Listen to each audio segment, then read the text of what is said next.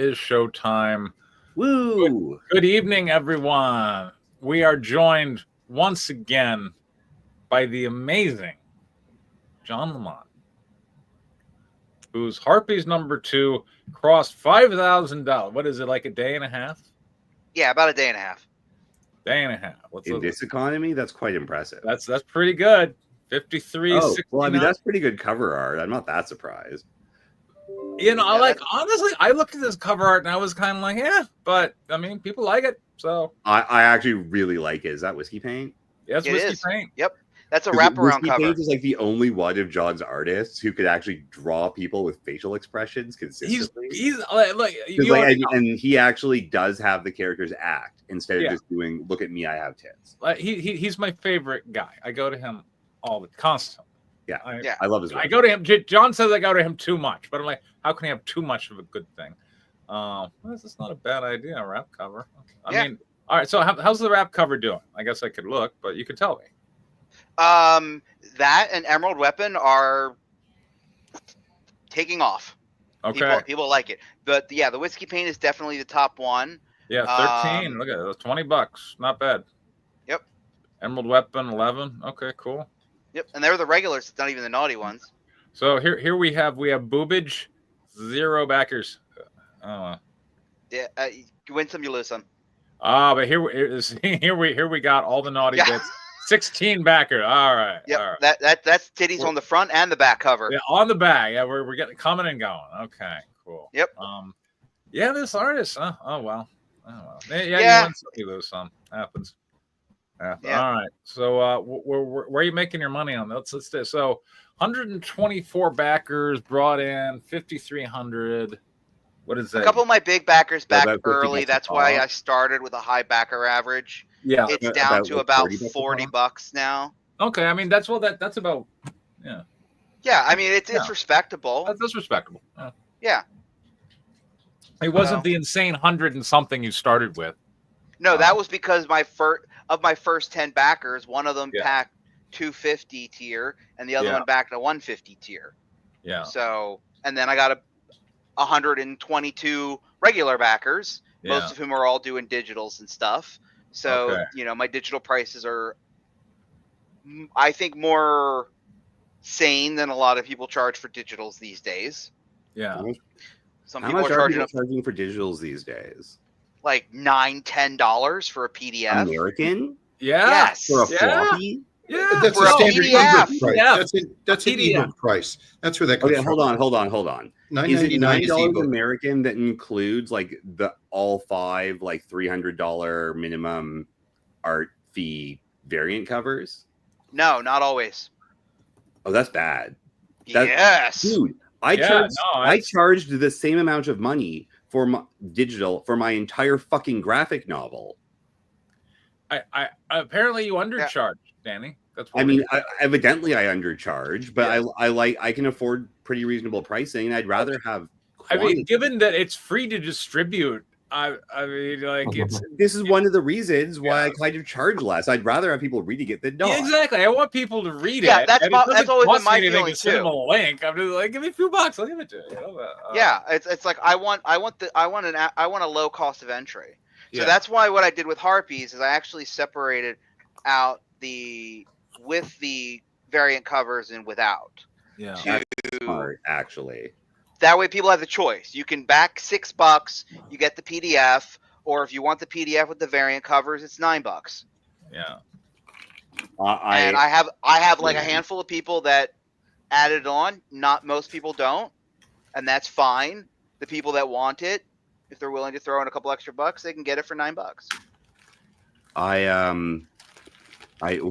What this is telling me is I need to finish writing and then also find an illustrator for that Demon Schoolgirls project, and then get John or Preston to hire variant artists for me. There you go. And split that because Jesus, let's go. Yeah. My digital deluxe tier, which includes digital prints and the PDF with all the variants, is still my most top selling tier. Yeah, by volume. It's digital and has all the art. Yeah, and it's $12. Yeah, and you get everything. And people like it, and that's a great one for people that don't have the space, or if they're overseas and they don't want to pay the insane shipping. Oh, geez. Like, I remember they're in a country that might have censorship. Like, it was so rough. Like, the shipping cost was more than the book by like a margin. It was real bad. And then this was for like Spirit or something like that I worked on, right? Yeah. And then I was super worried that UPS would charge at the border too for like a 1 cent duty. And they would charge me like $60 for that, because that's how they do. Yeah, UPS is horrible. UPS, like, thank you for using FedEx for international. Yeah, they are way better than. I was going to say, speaking of international, my one UAE backer from a while ago, I haven't heard from him again. So I hope he's doing okay. Yeah, hopefully. Anyway, all right. Well, John, I mean, good luck on Harpies 2. I guess I should letter that book soon too. I certainly hope that it outpaces Harpies 1 and that everything goes well. I think it will by backer count. I do think that I'm going to hit above 300 in backer count. That's not bad, Well, Harpies 1 was 289. Okay. Yeah, but number 1 always does a lot better. And my backer average was higher in 1. Yeah. So I think the count seems to be higher. Okay. In the day and a half. But the average is down. So you regret not using Keith Garvey for number 2? I didn't have him. Oh, all right. Fair enough. You miss him? Oh, he'll be back for issue 3. Yeah, I know. Okay.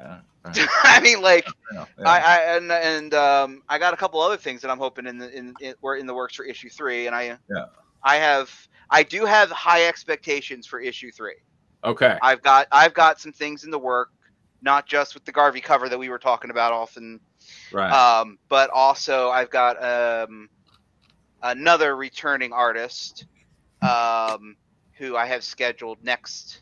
Who's supposed to start working next month, and I think what she's going to be delivering for me is going to be good. And we're going to level up the interiors.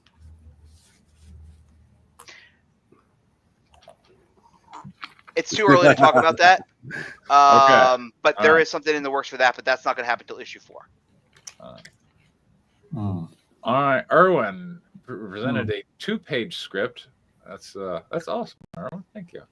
But stopping just for a second before we move on to scripts. Yes. Remember that guy who posted about his like slightly vexing Kickstarter campaign for this like Cleveland book?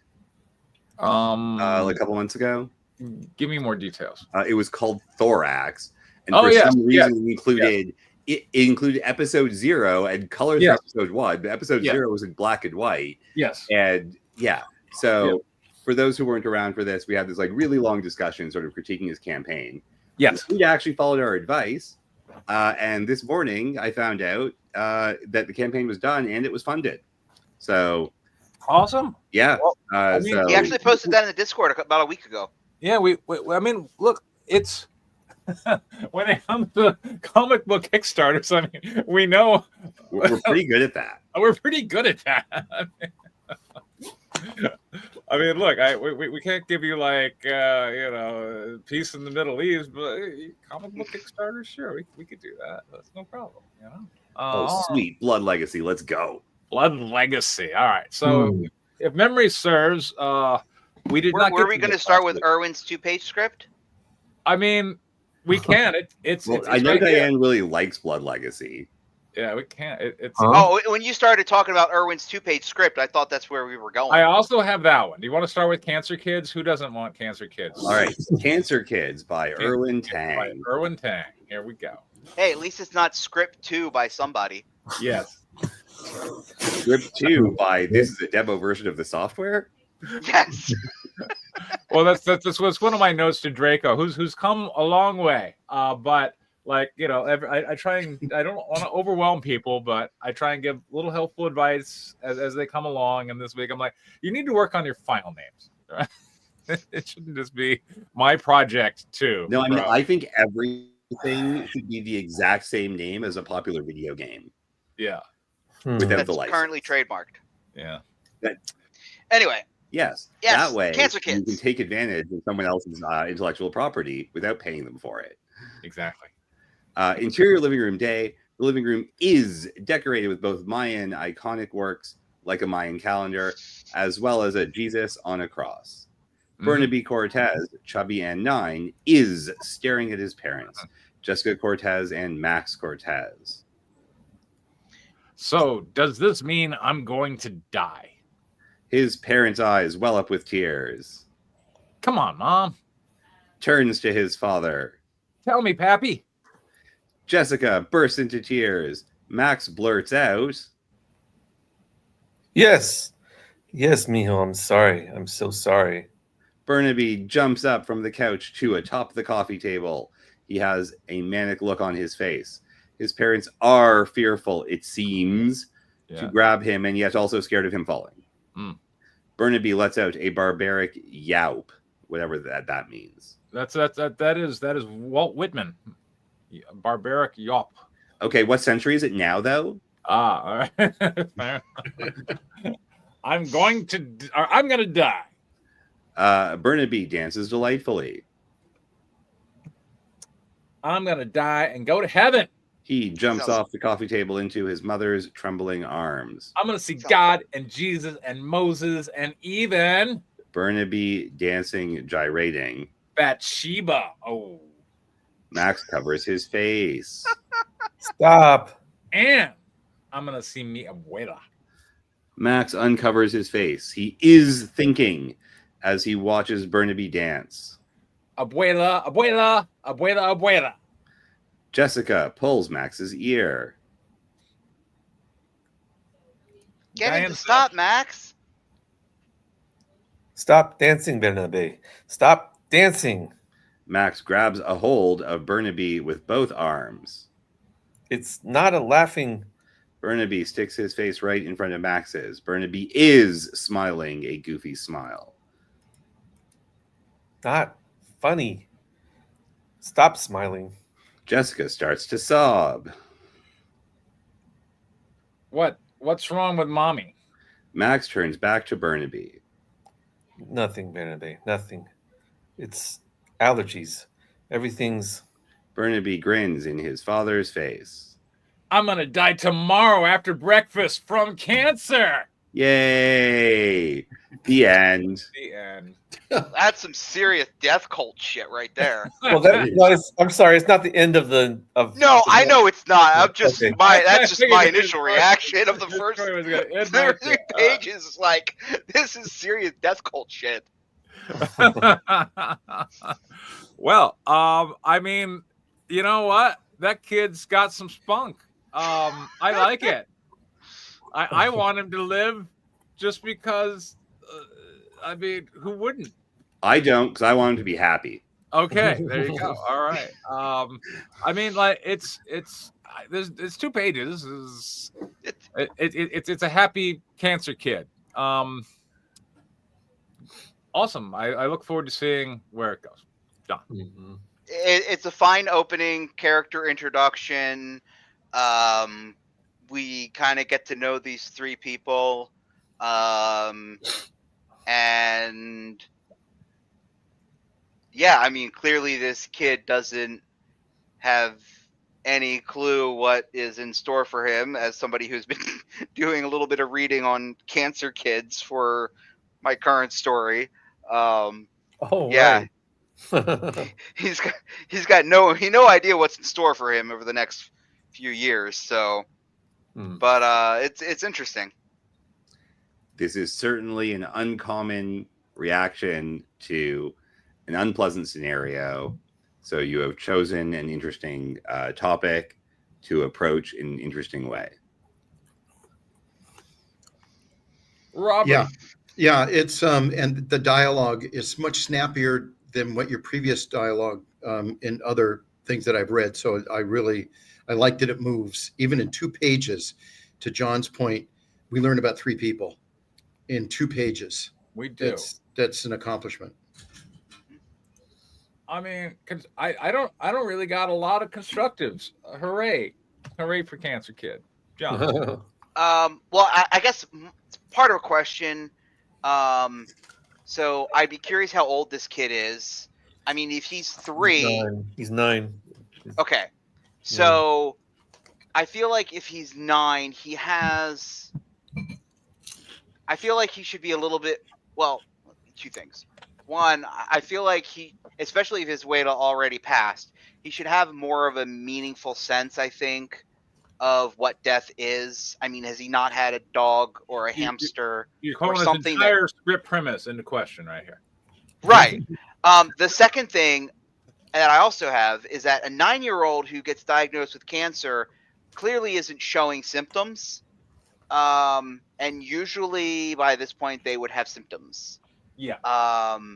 So maybe he's on morphine. Or sorry, fentanyl or whatever they give to kids with cancer these days. I don't know. As I said, like the research I was doing was based on kids born with it. So it's usually like pregnancy complications, delivery complications, and then they're in and out of hospitals for like birth until like they're 3 or 4 years old, and then they're kind of okay for a couple years, and then they typically will have hospital relapses where they have to go back in and take various treatments that can sometimes last months or years that make them feel freaking horrible, like they want to die, but not like dancing on the table, hooray, I'm gonna die. Like if I can't take solid food in without vomiting it up, I would rather just die. So I kind of feel like, I'll just wrap with that, is that because it kind of feels so comedically over the top and it doesn't feel real. It does not. And that almost, and depending on how you do it, again, this is only the first 2 pages, so I don't want to speak too far out of turn, but 2 people that have actually dealt with kids with cancer, this almost feels like an insult. I could see. But that might be too much for only 2 pages. So as I said, I don't know where you're going with it after that, but cancer and death is a serious business. I could certainly see some people getting offended, but whatever. Screw them. So that's again why I was asking about his age, because if he was like 3, Erwin presented a page where a 9-year-old was happily dying of cancer. Yeah, if he was 3, I could see a 3-year-old not having any concept of what the hell is going on, right? And going off like this. I don't know. Like, is he going to get the best Make-A-Wish ever? That would be a reason. His own wish. Yeah. So, but yeah. So anyway, I'll stop there. Yeah. All right. Well, all I'm going to say is that used a lot of passive constructions. Yeah. Well, I didn't really feel like we got to know the mother or father very well. No. Really, the only active character is the child. And also, I'm going to be deeply disappointed if he doesn't wish for everyone else in his death cult to also have cancer. All right, Robert. Well, Danny's predicting the future there. Or trying to influence it. I'm not quite sure. It's the story that needs to be written. Well, this story starts off interesting because I think that a kid who deals with cancer in this humorous manner, over the top manner, is interesting inherently. Why is he over the top? Has he given up and accepted it? Does he feel that humor is going to beat it? Does he still have that childhood concept that if he runs fast enough, he can get away from anything? It raises a lot of the childhood issues that I think would resonate with older readers.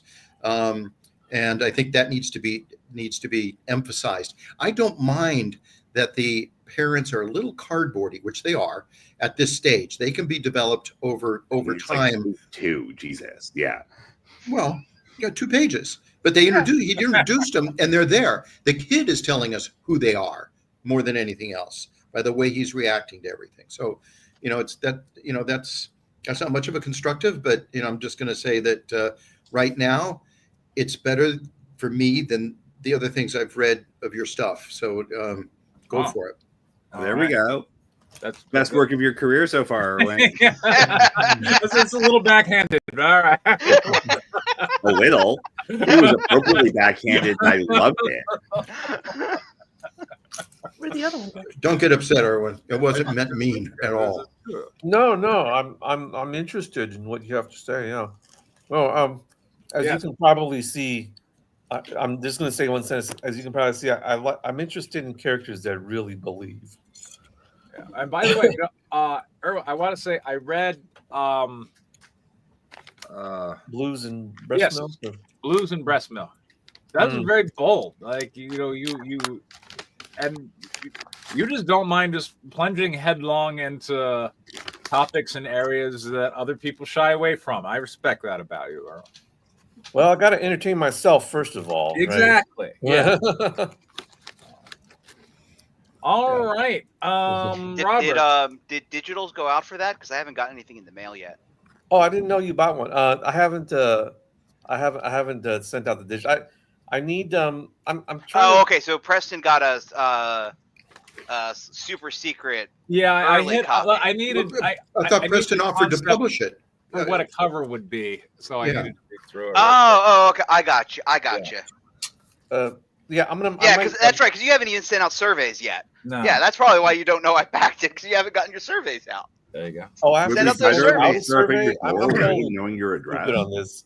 I thought the survey had already been sent out. Like that was automatically sent out. No, survey. No, you got to go in and click it. You got to, because you got to ask sure. questions about what their addresses are. And I mean, that is typically part of a survey automatically is what's your address. Yes, and but you still have to click the send survey button. Yeah, when it comes to my Kickstarters, that's the only question. All I need is your mailing address. But like if you're doing other rewards where like, oh hey, would you like it autographed? You can customize it. I don't, but other people can. Other people offer tons of stuff for their things. I mean, all kinds of variations and package deals. Yeah, it's that's if you're doing like backer kit. So when I do surveys, I ask if you want to join my mailing list, and I ask what you want your name on the thank you page is going to be. Well, that should cost a lot. A thank you page? I don't. Oh, you want to talk about what people upcharge for Kickstarters? Talk about people upcharging to have your name in the book. Yeah, no shit. That's bullshit. Not a thank you page. No, character. No, somebody wants to put me in as one of the characters. Yeah. Sure. I did upcharge my last one for like, it was like $1 if you wanted anything signed for just any number of things. So I was like, I don't know if people want it, so I'm just going to see because I don't do it automatically. And then also, I don't either, but I don't charge for it. I don't do it. If somebody asks me to do it, then I'll do it. Well, yeah, but it's a good test. One asked me to do it, so I figured offering it would like say it's a thing.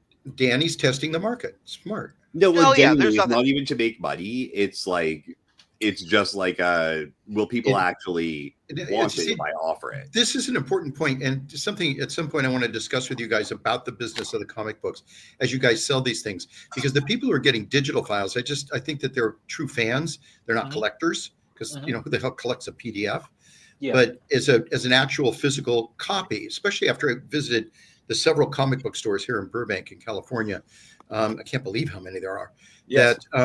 That it's serious business, and they have the signed copies of older ones. There's some Stan Lees this guy had that are they're behind locked boxes and white glove. It's like holy shit. Absolutely. I have an autograph of Stan Lee on a Thor hammer toy. So and he signed it upside down. So it's very special to me. Oh, an actual object like a Thor hammer. Yeah. Like you can Mjolnir. It was Mjolnir. You pay him a couple $100 back in the day. He'll sign whatever. And it was the last appearance that he did in Dallas before he died. Okay. Yeah. Wait, was that at the Fan Expo? Fan Expo. Okay. Well, I got a free signature from Stan Lee of FF number 112, Fantastic Four number 112. Nice. Thing versus Hulk cover, first cover. Yeah, first Thing versus Hulk. Yeah. So, anyways, so I might ask some questions on the Discord about stuff. So Just to forewarn y'all. Well, for that matter, Robert, it's been a little while. You want to walk us through what's happened? I got a handful of collection to also sign stuff as well. So, okay, go ahead. Yeah. So here we go. This follows the morgue scene with the with the rather snappy medical examiner, and this is after obviously Hess has been discovered dead, and now the Can Action Group is moving on to their next disruption. So this is still new content. This is all new content for you guys. All right, and just so we know, what script pages do these represent? This is 70 through 80. Okay, so this is late in your story. Oh yeah, this is we're actually getting near the end, folks. Okay. Oh, maybe by the end you'll have a main character. There you go. There we go. All right. We'll see. All right. who do we want to narrate? I can narrate. Oh, okay, gotta be somebody. No, you gotta take somebody notes. else. You did. You gotta take notes. Don't do it. Good. Make John narrate. John. Oh, do you want me to narrate? Erwin, go ahead. All right. Let me take my glasses off. All right. Superimpose Matthew 21:22. And whatever you ask in prayer, you will receive if you have faith. Interior, Can headquarters, Florida, late night. Ulysses and Madison are sitting at the planning table. Madison looks at her phone. She types out a text. A smile appears on her face. Ulysses looks up. What is it, Madison? A lead. An important lead. Madison opens her laptop and launches the secure connection. Perfect. Am I to know this important lead? I've been waiting for a month, praying that this would finally happen. The permits to drill on the coral reefs were granted. The Oil Initiative League set their announcement event here in Florida.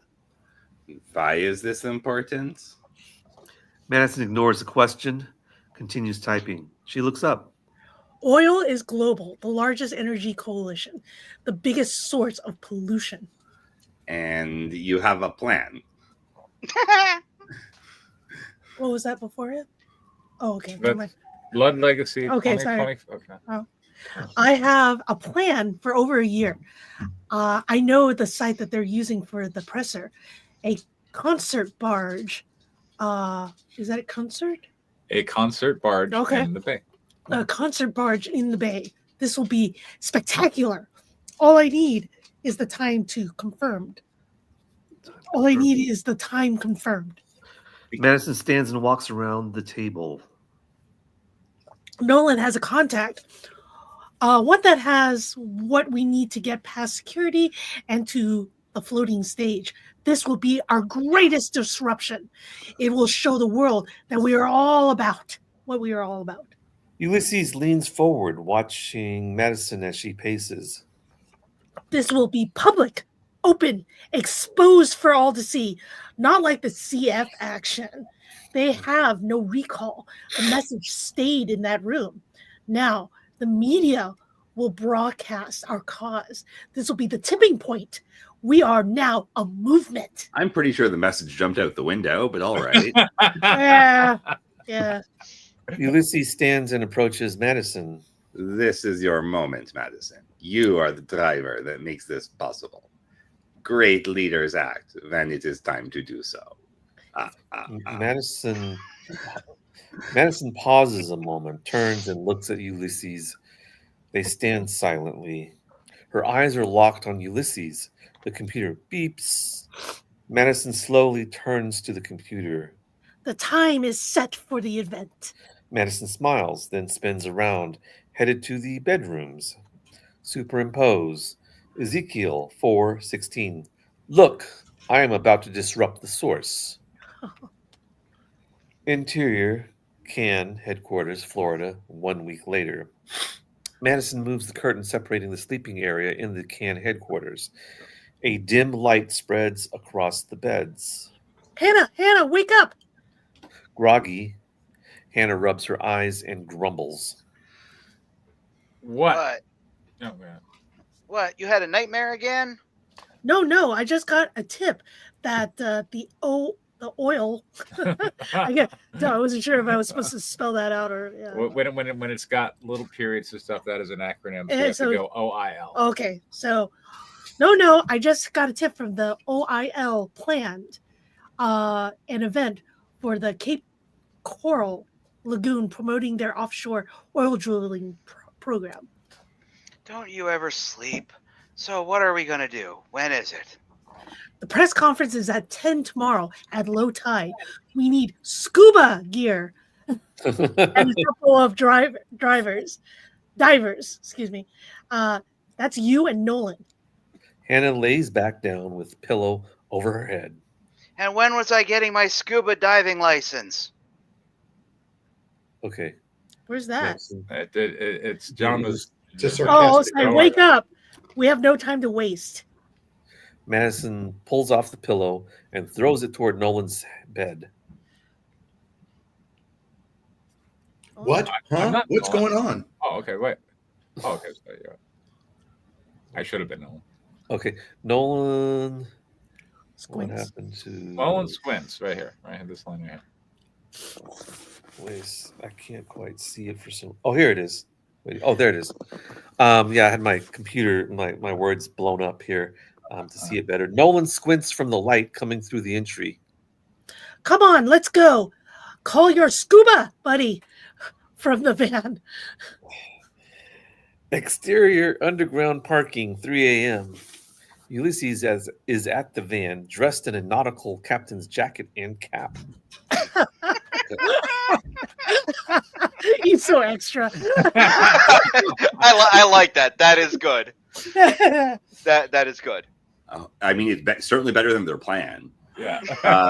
Hurry along. We must finish before dawn, so we are not discovered.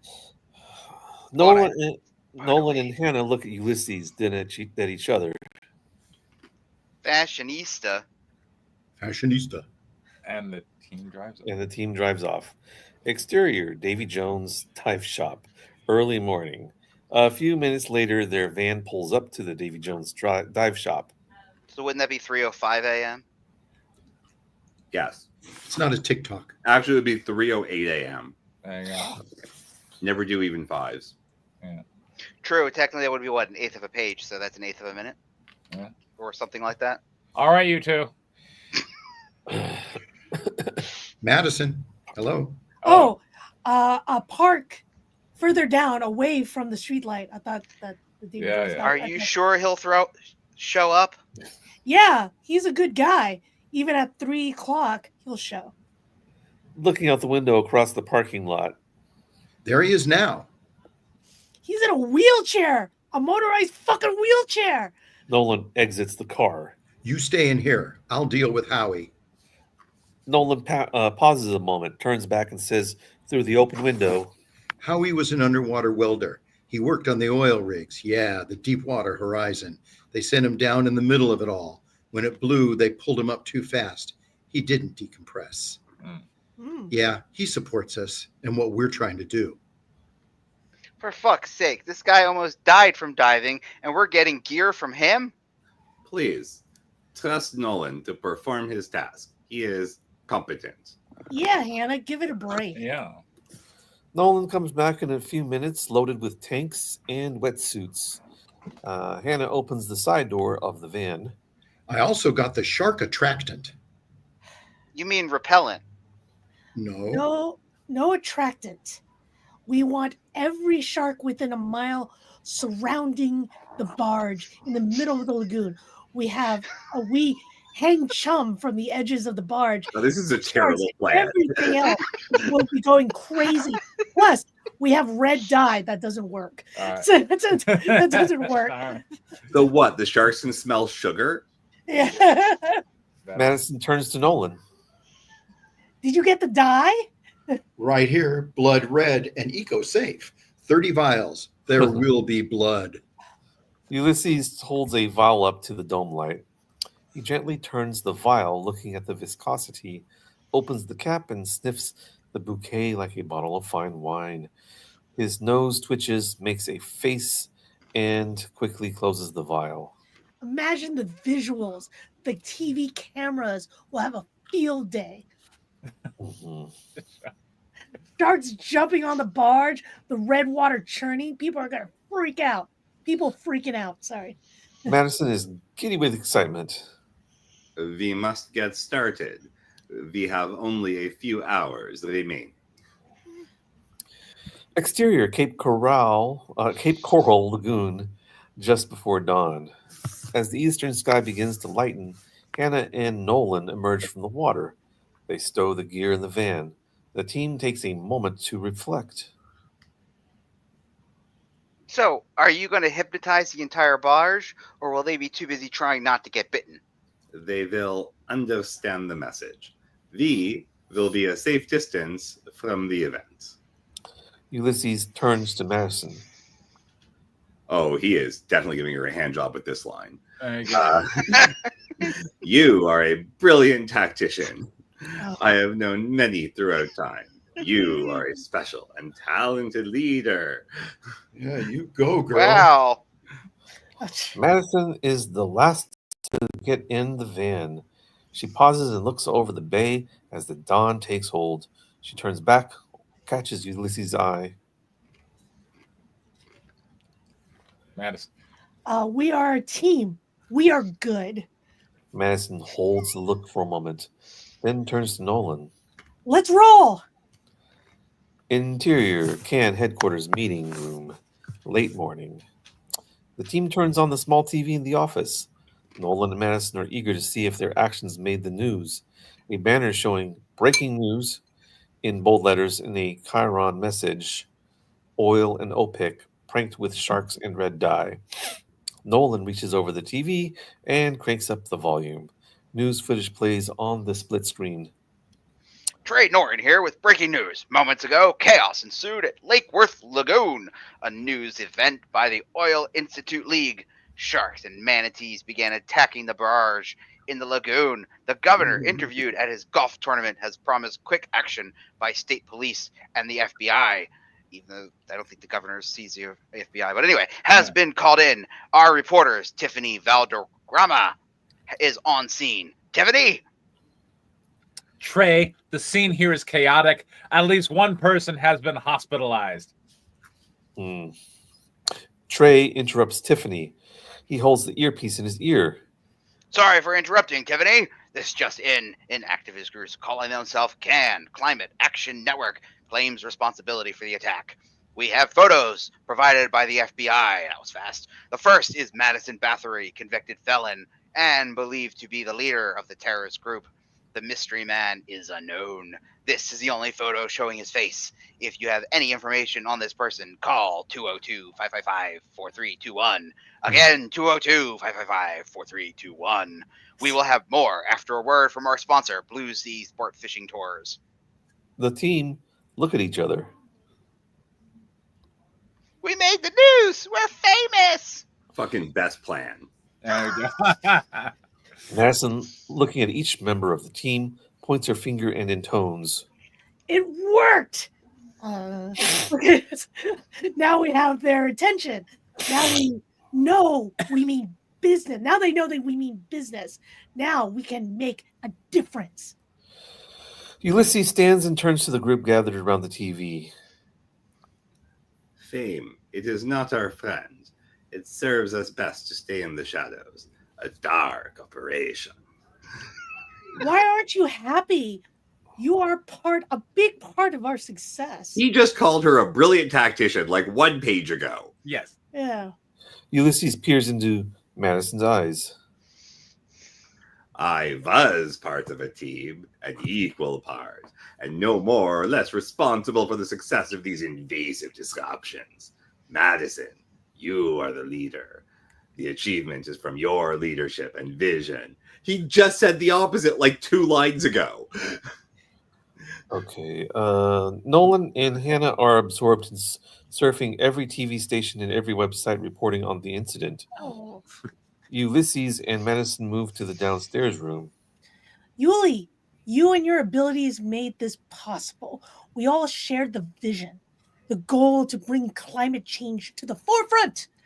Ulysses smiles, the first time Madison has seen him smile. Ulysses starts to speak. Madison places her finger on his lips. She rises on her toes and kisses him. Oh, yeah. Madison pulls back, looks over Ulysses' face. Ulysses pulls her close, and they kiss passionately. Her fingers hold the lapel of Ulysses' coat. I think one of these two is now the protagonist. Yay! Let's get out of here. The Westin isn't far. What's wrong with right here? For sex? There are other people around. They're a climate action group. No one gives a fuck. All right. Ulysses looks. They're in a hotel room. There should be a separate room, right? All right. Well, they'll save it for constructives, and we'll say, Robert, they should shag right there. All right. Ulysses looks deep into Madison's eyes. I have no credit cards, no identification. These are required, yes? Madison smiles. I have everything we need. I have everything you need. Oh. Superimpose Ezekiel 37:12. Behold, O my people, I will open your graves and cause you to come up from your graves. That's crazy. Interior, Holly, Hali archives, present day. Greta Skogman gathers the last of her archive, sorting notebooks and specimens, packing them carefully in banker's boxes. The antique portable radio on the edge of the desk blares out a news announcement. One name catches her attention.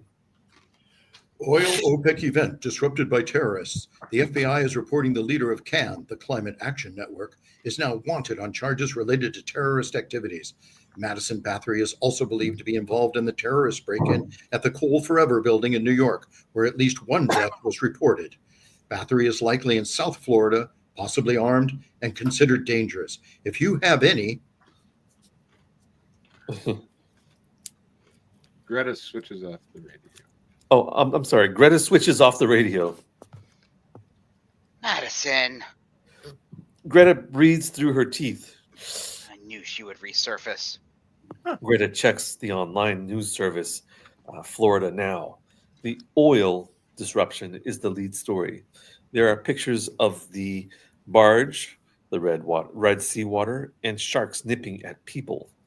Greta chuckles as she scrolls down to a picture of Madison. Ah, Maddie, your youth has left you.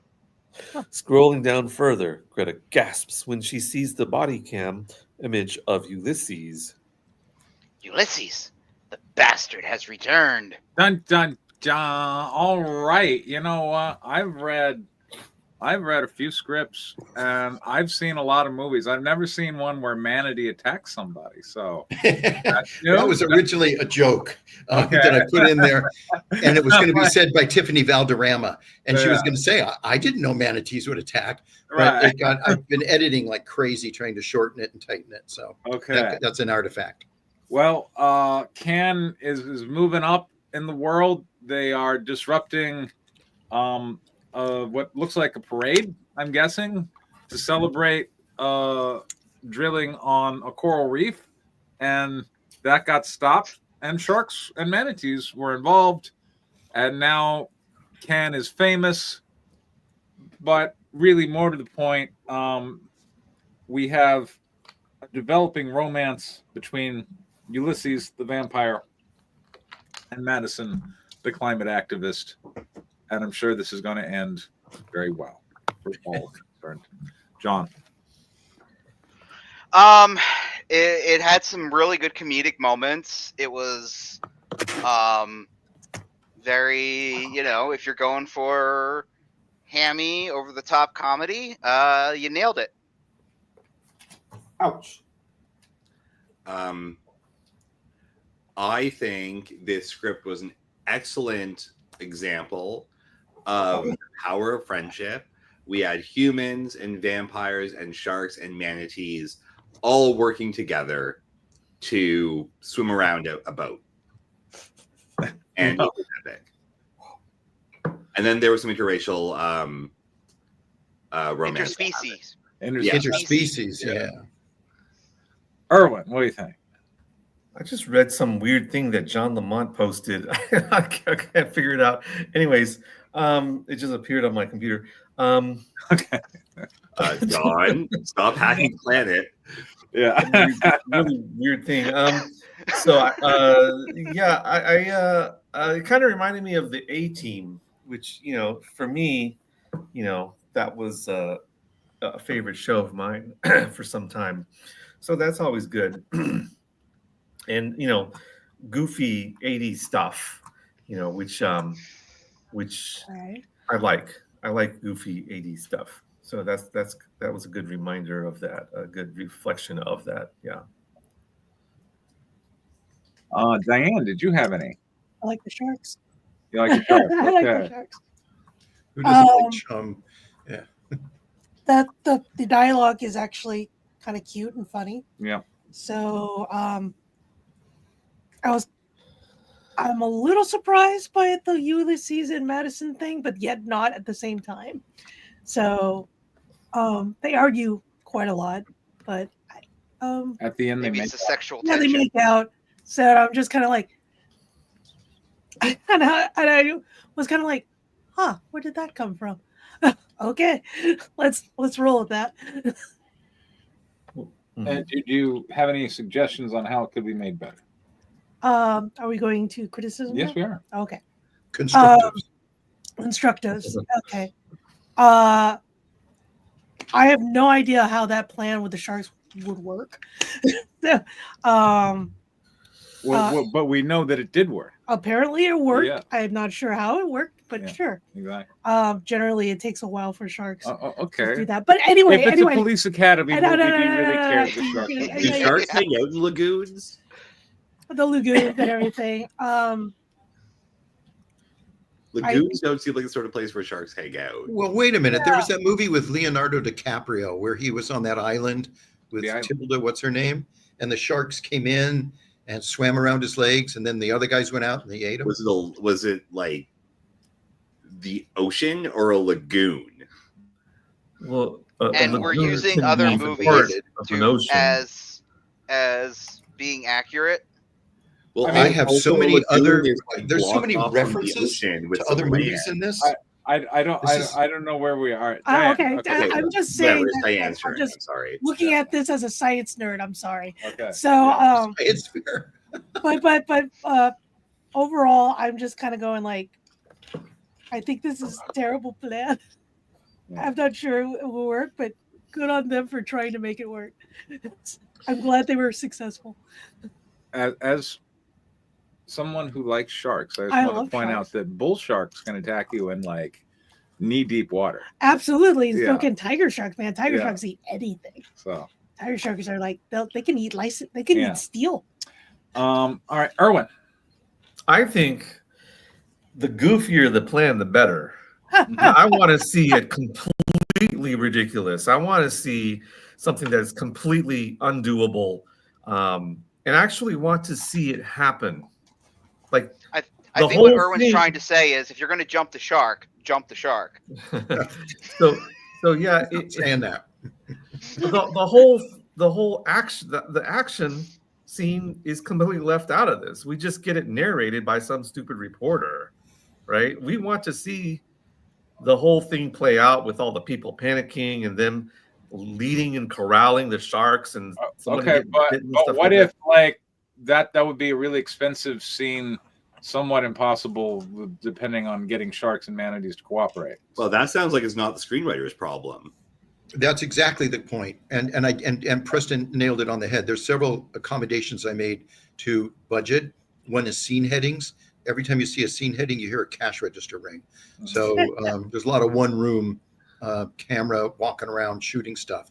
And the footage would be up to, if they wanted to produce it, it would be in the, the television footage that they're watching of what went on. And of course, it would be reduced to all the highlights. So it wouldn't be a build up or a wait for it to happen. It's not the point of the story. If the director thought so, could be. And that's an expense, to Preston's point. Okay, so but my main issue is that of the three installments that I remember pretty clearly, like this time I did not find a portion that was entertaining to me, right? So like whatever your budget is, reporters talking, I'm gonna turn it off. Like, people making plans, like not that interesting. Like if Tom Cruise is in MI6 or whatever it is talking about his plan, and you've got the music in the background, and you've got all these crazy scenes happening, I'm interested. And that the whole thing's going to blow up, in 10 seconds, if you take this mission or whatever, blah, blah, blah. I'm into it, right? Even Get Smart, the old stupid show. It was goofy. It was funny. They would talk about their plan in the 30 seconds that they had allotted for it on the script. And it was fun, whatever it was. So there was not a scene in this one that was entertaining for me. And I think that that's always my main issue with anything. First of all, is it interesting to me at all in some fashion, whether it's entertainment or intellectually interesting, or I just really want to see what happens to this character. I don't care if I have to sit through, an info dump or something like that. So yeah, that's my issue. But I have confidence that you can work it out. Danny. Oh God. Okay. Well, I am going to prioritize by giving 3 notes. The first is merely reciting the phrase, somehow Emperor Palpatine has returned. Yes. If you don't understand why it's funny, look it up. The next is the phrase, we have 10% of a plan. Oh. Which is what our characters do. And the next is, jumping off Verwin's point a little bit. I don't know if you've seen a movie before in which people discuss plans. There's sort of 2 kinds. There's the kind where you stop in the middle of an empty street and give a needless exposition dump to explain that the character you're never going to see on screen has an important backstory, like this script we just read. Or there's the kind where when our characters try to implement their plan, something goes awry, and then they encounter this plot device called conflict, and then have to make decisions in order to overcome that conflict, which is called a plot. Mm-hmm. So, for example, Mission Impossible, Ocean's Anything, any heist movie, heck, even the beginning of, what was it? Not Batman Returns. Batman the Dark Knight. That's it. Yes. Involves people describing a plan and then the plan not going quite according to plan, and then people adjusting to the plan not going according to plan. And that's what we call interesting. So it would have been really nice to see any of that. And I mean, Jesus, like Preston mentioned the budding romance, but then we literally cut to the romance's past tense. Like everything I want to see happens off screen, and it's really frustrating. John Lamont. Yeah, so I started giggling because Erwin was talking. I thought of a funny way that you could show the scene on a low budget. But before I go into that, okay, so what was good about this scene was that our characters are doing something. They have a plan, might be 10% of a plan, but they have a plan, and they go about implementing this plan. And they're somewhat successful, which is completely different from the whole boardroom scene where they had no plan and they just went in half-cocked, and it wasn't interesting or that funny. And I kind of feel like this would be a better introduction to our people if we see them come out and forget the setup scene. They just come out and they just do the plan, and it's a harebrained, asinine, completely batshit and crazy, comedic, over the top scene, and it's hilarious. And if this scene is in your act 1, then yeah, this can be one of those top 2 or 3 scenes where you put some extra money into the budget, because all of your, even if you're trying to keep this low to medium budget, they usually, those films still have 1 or 2 scenes where they really go in and break the budget. And I feel like, one, because it would be comedic, it would be fun. It would be a fun scene to see. 2, it establishes our characters. So again, like we got the boardroom scene where all these board members are talking about how this horrible organization of Can, and how they're scared to death of them, even though they've done absolutely nothing up until that point. Here we have a scene where they actually do something. They terrorize in a very over-the-top comedic. Like, if you wanted to do comedic terrorism, this is brilliant. Like, this is a good way to do comedic terrorism. Yeah. And I feel like this would be a good way to introduce those characters. You set the tone of your comedy. You also show that these guys are actual eco-terrorists. It kind of reminded, and I know a lot of people have different feelings on the Wednesday TV show, but it kind of reminds me of what they did with Wednesday, whereas they wanted to set the tone of a dark, edgy comedy, and they had her dropping piranhas in a swimming pool. So like, it kind of, that set the tone, and I feel like this kind of can also set the tone for who these characters are, and then set them up going forward to being, okay, now people are afraid of them, which also lends to the point where your director or producer might be like, yeah, we want to invest more money into this scene because it's happening in the beginning, and it's a character moment, and it's setting things up, and this scene is going to set the course of who these people are and how people interact with them. Because if you're gonna, because again, this scene's happened at the end of the movie, so who's going to react to it? But if it happens at the beginning of the movie, now you've got everybody that talks about Can, talks about that freaking terrorist, chaos that they called. Oh, you hear what happened at the Bay? Oh my God, those people! Oh, Can, they're here. And now people are scared of Can. They actually have a reason to be scared of them because we've seen them do something. And you cheated us on all of that because it all happened off screen. But then I was also thinking, which is why I got a chuckle, about a comedic way of doing it with no budget, and that was with little popsicle sticks with little shark cutouts glued to them, and then you have like maybe put up like little Lego people and on a barge, and then you have these little chopstick sharks. You go, and then you have somebody just animated, like when they're doing their planning scene. I'm gonna get you. I'm gonna get you. Oh no! Oh no! Oh no! And you just have one of your characters just act this crazy scene out, and maybe he's just reenacting what they saw in a comedic way. If you want to cut the budget. You mean like a World War II ocean planning scene where they push around the little battleships and stuff. Right, but then you have them actually playing with it like it's toys, that sort of a thing, and then they can kind of reenact what's happening on the news, some kind of way that way it's more fun and comedic, but we get to see what kind of happened. But still, I feel like this is the first time Can is being active and doing something, and I feel like that's important to establish who these characters are, and I feel like that would be important for you to invest the time into writing the scene, make the scene important, and I think the director and your producer will prioritize the budget into that scene, assuming that it's important. Yes, Preston, you are here.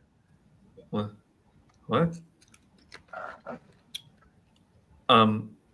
Anyway, so that's what I'll say about that. And to Danny's point, yeah, a lot of the interesting stuff happens off scene. I'm not sure I can personally dig the whole romance thing. It's again, for something that's happening toward the end of the movie, I don't know. I wasn't feeling it. But again, maybe I'm wrong on that. I think that was really the only thing that happened that was of note to me. Can I add something here? I think what I'm interested in seeing is what is our attitude or our take on the can group. What is our tone towards the can group? For instance,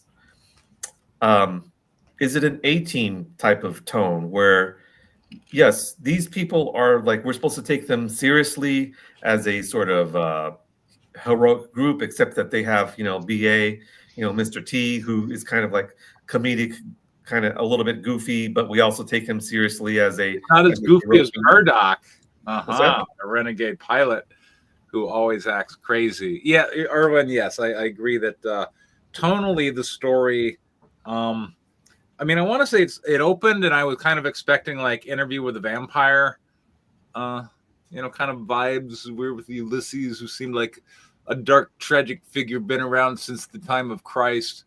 But now it's become more like What We Do in the Shadows, like he's hanging out with people and they have these goofy plans that don't seem particularly well thought out. Like now they're famous, and Ulysses seems to be the only guy. And I feel like Ulysses has too much awareness of the modern world for someone who I feel like should be a bit more out of touch with it. But still, the tone I feel is inconsistent. If this is a comedy, I would like it to be more presented as a comedy. As it is, I don't know. I don't understand the connection between Ulysses and I believe her name is Madison. Who he's like they it seems like they have this romance that kind of developed, but I don't see what the context of it is. I mean, she understands he's a vampire, right? She's seen that. She's seen him have He special hasn't powers. seen that. Yeah. And also he hasn't done anything vampiric. Well, I mean, he's done some mind wiping and some blood drinking. Oh yeah, sorry. He didn't kill that one guy that time. Yeah, I mean he's done some vampiric things. But he's done at least one. I mean, no one seems afraid of him. Yeah. I signed on for a vampire comedy, and I'm not getting vampire comedy. This did not start off as a comedy. True, it did not. Actually, speaking of which, okay, this just reminded me, Robert, near the end of our reading, I think, or during the constructive, you mentioned something about something not being the point of this script. Does that mean you know what the point of this script is? And can you please tell us what the point of this script is? The mix of a historic figure with a young generational view of how they're going to affect the world. And he joins them because they have a common interest. What is the common interest, Attic? Saving humanity, because if he doesn't have people to harvest, he can't live. I mean, but we never see him harvest anybody. How do we know that's important to him? Right. Yes, we do. The crane operator. He said so, like guards. Yeah. He says it, but we never see him do it. Yeah, we see him take. We never see him make. We see him make one decision about it once while in the middle of a mission. Like, what does he do on Saturday night? There's also a line. Does he get dressed up in his best top hat, or does he get dressed up in his best toga and like walk around to all the taverns, like speaking Latin and like looking for wenches? What does this guy do? Like, how is he anachronistic? What is anachronistic about him? It's page 80, and we don't know that yet. He's just saying things. I mean, I would just say, he came around, and this is a note for like old pages, but he came around to the eco cause wholeheartedly and without a lot of fuss, which seems, is what I would expect of like a high school student, but not what I would expect someone who's been around a couple of thousand years. Actually, the eco cause thing was more like him coming around to that was one of the more believable things of this script. Okay. Him thinking any of these plans are brilliant is way less believable. I have to agree with that. Yeah, I mean, it just kind of goes back. Like, I really feel like the comments that I made either last week or the week before about making Uli making him your villain and having him want humanity to survive so that he can harvest them, right? But actually show us him do vampiric harvesting, and that's why he wants to save humanity, and have that goal come in conflict with Madison's goal of wanting to save the planet for humanity. Have him be inherently selfish. Like, I'm saving them for me so that I have a food supply. But we don't see him be that type of person. And that is going to be my thing. Like, we don't see that. We don't see that we're building to that.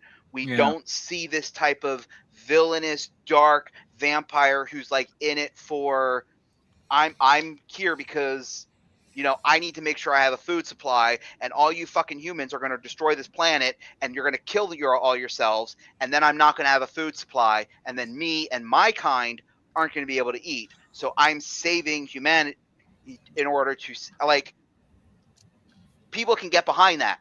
We can understand that, okay, this is like a farmer raising cattle. Yes. Like, he wants to have right, exactly. A rancher and cattle. To him, his cattle is the people of the world, and he's the rancher. We can connect with that.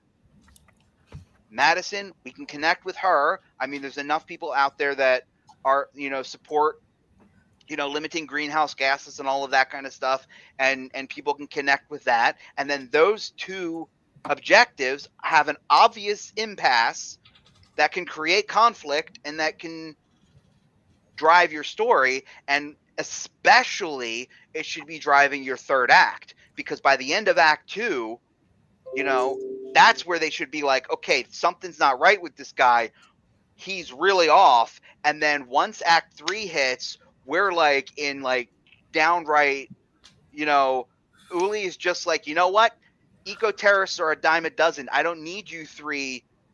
If you're not going to play ball with me, then I'm just going to take you three out and go find another group, and I can have them do the same thing. And then Tom, let me just pitch this to you. How about we go back to a time period we haven't seen since page 3? Instead of doing any of that.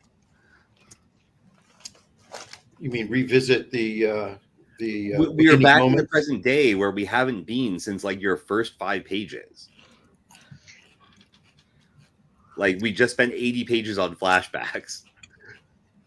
It is difficult. I forgot we're actually flashbacks. Yeah, it's difficult to use words to describe how frustrating that's been. Again, okay.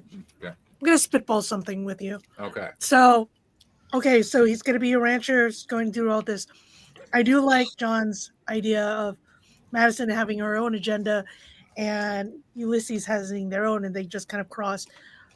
Also, there's another thing. I'm like, he's a vampire. He can use hypnotism. If he's going to go to the CEO of a nuclear company, right? Why doesn't he just kill it himself? Well, the other thing is, and then she can go like, no, we do not kill people. Right. Well, I'm using this to like blackmail them and like making him do this. It goes, it's like, why would you do that? We can just kill him. I feel like the eco-terrorist plans are nothing in comparison to like what a vampire could do. What a vampire can do. Can I just like use mist form, go in that guy's office and tell him to shut down the company tomorrow and basically hypnotize him to basically shut it off. Right. And I will do this to every one of them. It goes like, well, isn't that basically what we needed was to see was that entire executive suite on the boat jumping into the water with the sharks and the manatees because they were hypnotized. Right. Yeah. And then you can also like Dracula does have like power over animals. That would include sharks. Honestly. And manatees. And manatees. And manatees. Now. And orcas. Orcas. Those orcas. They're the worst. All working together to kill evil oil and gas executives. Exactly. And that's then you can also have a thing that you're going to have to get behind. Also, if you're going to have like Madison and her cohorts, the cohorts could actually just betray her and go with Ulysses and actually start throwing people off the deck and get by sharks. Right. And she's going like, what they the could hell? become You're just committing murder. Renfield and Mrs. Renfield. Yeah. I mean, like that. There's another conflict where all of a sudden now he's evil vampire, and all of a sudden Madison's two best friends are now like eating his flies and cockroaches, and like, I mean, like there's stuff I feel like you could do here, and I just.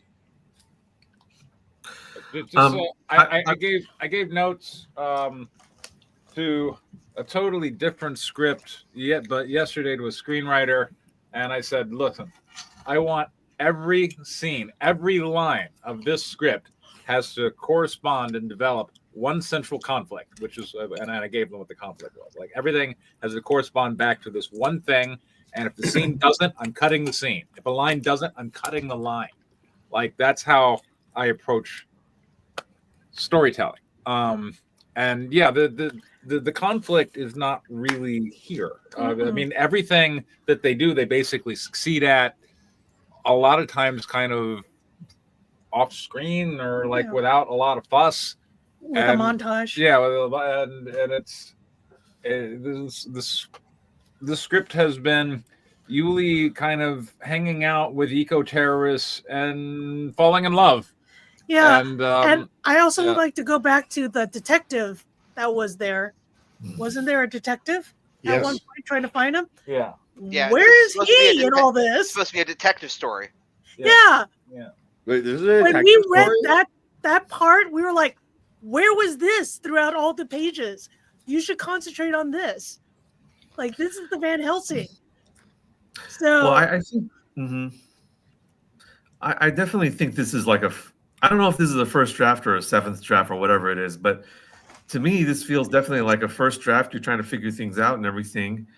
And I think that if you were able to figure out the tone structure, this tone plus structure of the film, you would be able to figure out what all to cut and what all to focus on. And I'm making a couple of suggestions here. I'm suggesting Bamboozled by Spike Lee. I don't know if any of y'all ever seen that before. Yeah, it's got all sorts of goofy characters, goofy scenes, situations. You know, Michael Rappaport is a major character in this film, for God's sakes. You know, but it's carried through by the struggle of these two black characters who are forced to play in blackface, and there's the conflict of that, all the different conflicts revolving around that, and Spike Lee studies it and plays with it, but he also carries the story through from one act to the next. And then there's Woody Allen's Love and Death, where Woody Allen is like, it's a loose sort of adventure story involving an existentially, neurotic character, right? And we just sort of like, and him and whatever, is it Diane Keaton? I don't know, whoever that is. Their conversations are so fucking fantastic. They're not like related. No, they're related to the plot, but the conversations are not necessarily to drive the plot. The plot just sort of gives the what do you call it? The scaffolding for these conversations, and they're awesome, And so if you can figure out like the tone and the parody, what that's all about, and who to focus that on and what to focus that on, and like, and then build the story through that. I think it could be really interesting. So, yeah. Okay, thanks. All right, we got. Oh wow! Okay, this is some John Lamont. John Lamont Project Delta version 6, and that's a lot of words. So previously on, do you want to read this for us, John, or tell us about it? This is part of my 10 pages that I'm presenting. So okay, this is it's only like about the first half of this page, but this is a recap of the first 31 pages, as you can see. You want the narrator to read this? Sure. Who do you want to narrate? You can do it. All right. Previously on Project Delta, at the age of 14, Marcus Jacoby, a.k.a. Delta, with the assistance of Black Hat hacker known only as Prion, hacks into a Cayman Islands bank account to steal $5 million. Caught and arrested for this crime, Marcus is sentenced to 10 years in federal prison. 3 years later, the elusive Prion, hired by an unknown group, hacks the FBI's secure databases to gain access to the Air Force One flight computers. Then he forces the plane down, killing all on board and 18 civilians on the ground. All traces of the intrusion lead to FBI Assistant Director William Ellison. While investigating Trojan's Code, A.D. Ellison's right-hand man, Deputy Assistant Director John Avalon, head of the FBI Cybercrimes Division, finds Prion's traces. Avalon, formerly the White Hat hacker known as Excalibur, has a long and storied history with Prion and recognizes Prion's code signature to track this white whale. Sorry, I got it. Whatever, tomato. Yeah, white whale. Avalon flies from Washington, D.C. to Los Angeles to recruit Marcus from prison. Wanting to stay near his family, Marcus agrees to join the FBI Los Angeles Cyber Task Force, headed up by Assistant Special Agent in charge ASAC Rod Rodriguez, which Avalon has tasked to find Prion. We resume 36 hours after the crash of Air Force One. Opening interior FBI LA field office conference room 3 day. Rod closes the blinds before turning on the monitor. On the wall, angle monitor quadrants appear on the screen. FBI Director Carson, NSA Director Habermas, Jace, and the presidential seal. We need a Jace. We're just waiting on the President Forrester to wrap up her press conference. The president's quadrant goes live. Where do you want to be President Forrester? Sure. There you go. It's a resolute desk speaking in hushed tones with an aide. After a beat, the aide steps away. Good afternoon, gentlemen. I trust by now that you have purged this virus, hardened our networks. Yes, ma'am. Yeah. Okay. There we go. Director Habermas. Director Habermas.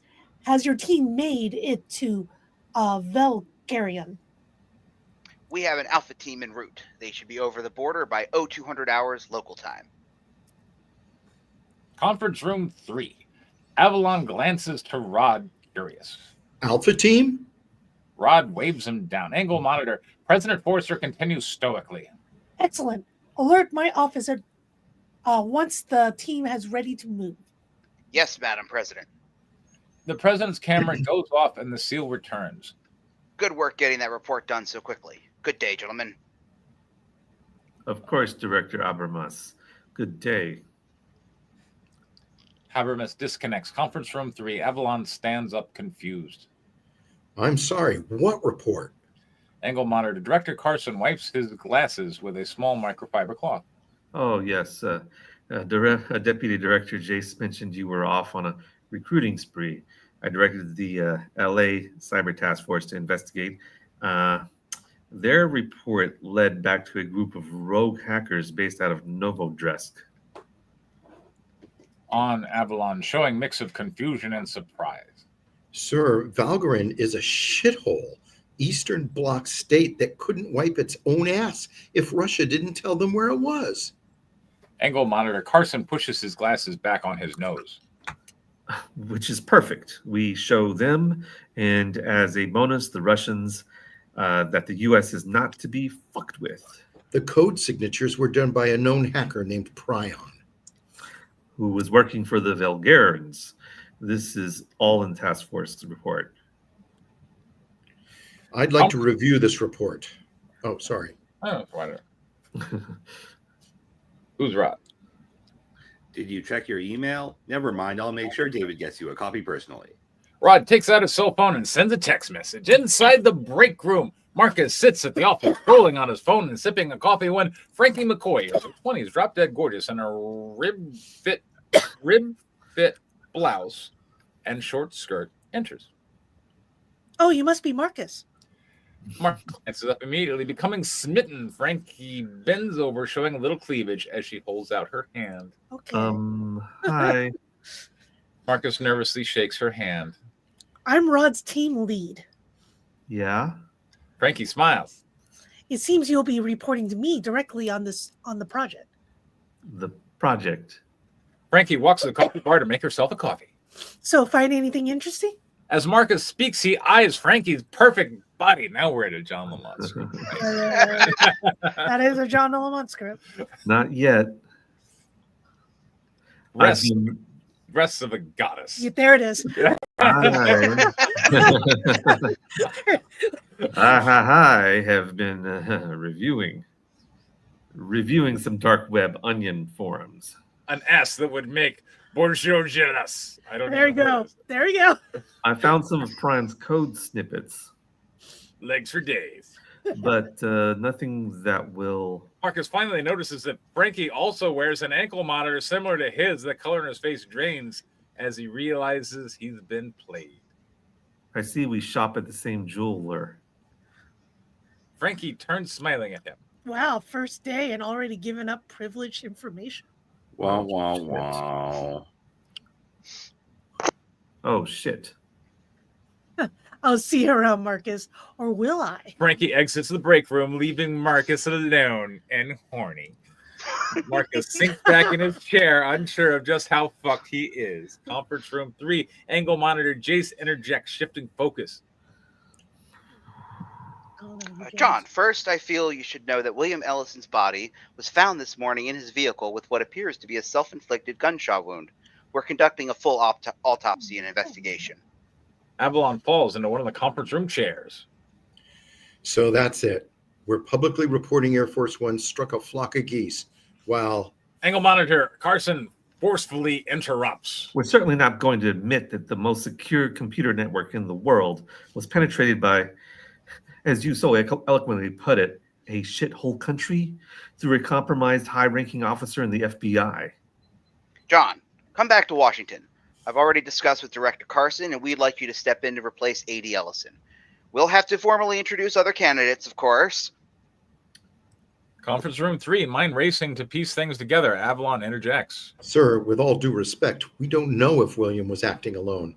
I'd like to conduct my own investigation.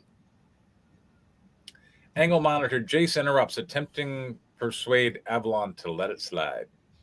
We have the best investigative teams in the country working on that right now. I'll make sure you get copies of the reports, but you have to let the teams do the job we hired them to do. ASAC Rodriguez, please make sure Assistant Director Avalon has a copy of your report to read on the flight back. John, I'm sure you'll find it's quite thorough. Yes, sir. Gentlemen, I'm needed elsewhere. Good afternoon. Congratulations, John. You've earned it. The FBI director's quadrant goes black. See you when you get back. Jay's monitor goes black. Seconds later, the conference call ends. Conference room 3. Avalon sits still in shock. Rod sit down at the table opposite Avalon. Assistant Director Avalon. That's got a nice ring to it. Rod checks his phone. David just sent you his report. Did you want a printed copy? No, digital is fine. And don't worry about the kid. I'll keep an eye on him. Make sure he doesn't screw up. And if he does, well... Rod shrugs. Speaking of the kid, can I borrow him for the rest of the day? Of course. You're the boss. Oh, yeah. Rod gets up from the table, leaving Avalon alone in the conference room with his thoughts. Interior FBI field, by the way, see, closing the scene. I love it. There you go. Yeah, I tried. I took a little bit of that. creativity. Like I had to kind of think, like, how am I going to close this? It's an interesting, it's an interesting exercise to say the least. Yeah. By the way, but it does help. Yeah. I agree that it helps kind of to close that out. Yeah. So you kind of get a sense of that feeling of what you're supposed to be felt with at the end of the scene. So. And Robert, the one constructive I forgot to give on the last script, you did have like dialogue that would end the scene, you know, like it was like a nice closing the scene here on like last little directing line. Interior FBI LA field office break room day. Avalon knocks on the open door, directing Marcus's attention to him. Let's do lunch. Marcus gets up following him. Elevators. As Avalon and Marcus reach the elevators, Agent Silver approaches. Need a ride, sir? I think we can figure out the GPS. Thank you, Agent. Silva nods in acknowledgement. Exterior FBI LA field office, Wilshire Boulevard day. Avalon drives out of the parking garage, turning onto Wilshire Boulevard. Driving. As Avalon drives, Marcus stares at his phone, swiping left, then right. That's weird. What? Prions code. I've been comparing it to dark web code snippets all morning, and now it's gone. I guess I deleted it by mistake. No idea how I could have done that. Avalon slows to a stop at a red light, grabs his phone. No worries. I'll resend it to you. Avalon flips through his phone. He pauses for a moment, staring at his phone, then changes the subject. You know what? You need a break. Avalon sets his phone on the center console. Angle information screen. Avalon scrolls through the GPS app, selects points of interest, then hospitals, then St. Vincent's Children's Hospital vehicle. Marcus glances up from the screen. You serious? It's why you're here, right? I just need to stop at an ATM on the way. Interior St. Vincent's Children's Hospital lobby day. Avalon and Marcus enter the lobby where a line of people are waiting to check in at the nurse's station. I'm going to find out what room she's in. Marcus heads off to stand in line. Avalon glances around, heads to gift shop. Stepping up to the counter, the clerk approaches Avalon. What can I get you, sir? Flowers, Dr. Teddy, and one of those phones with a 30-day unlimited everything card. Avalon takes out a couple $100 in cash to pay the clerk. Lobby. Marcus steps away from the nurse's desk, finding Avalon holding the flowers and Dr. Teddy. East wing, 9th floor. Here. Marcus eyes the gift suspiciously. Teddy bear, to remind her that she'll always be your little sister, and flowers, a hint of what's in store for the future. Are you FBI or Hallmark?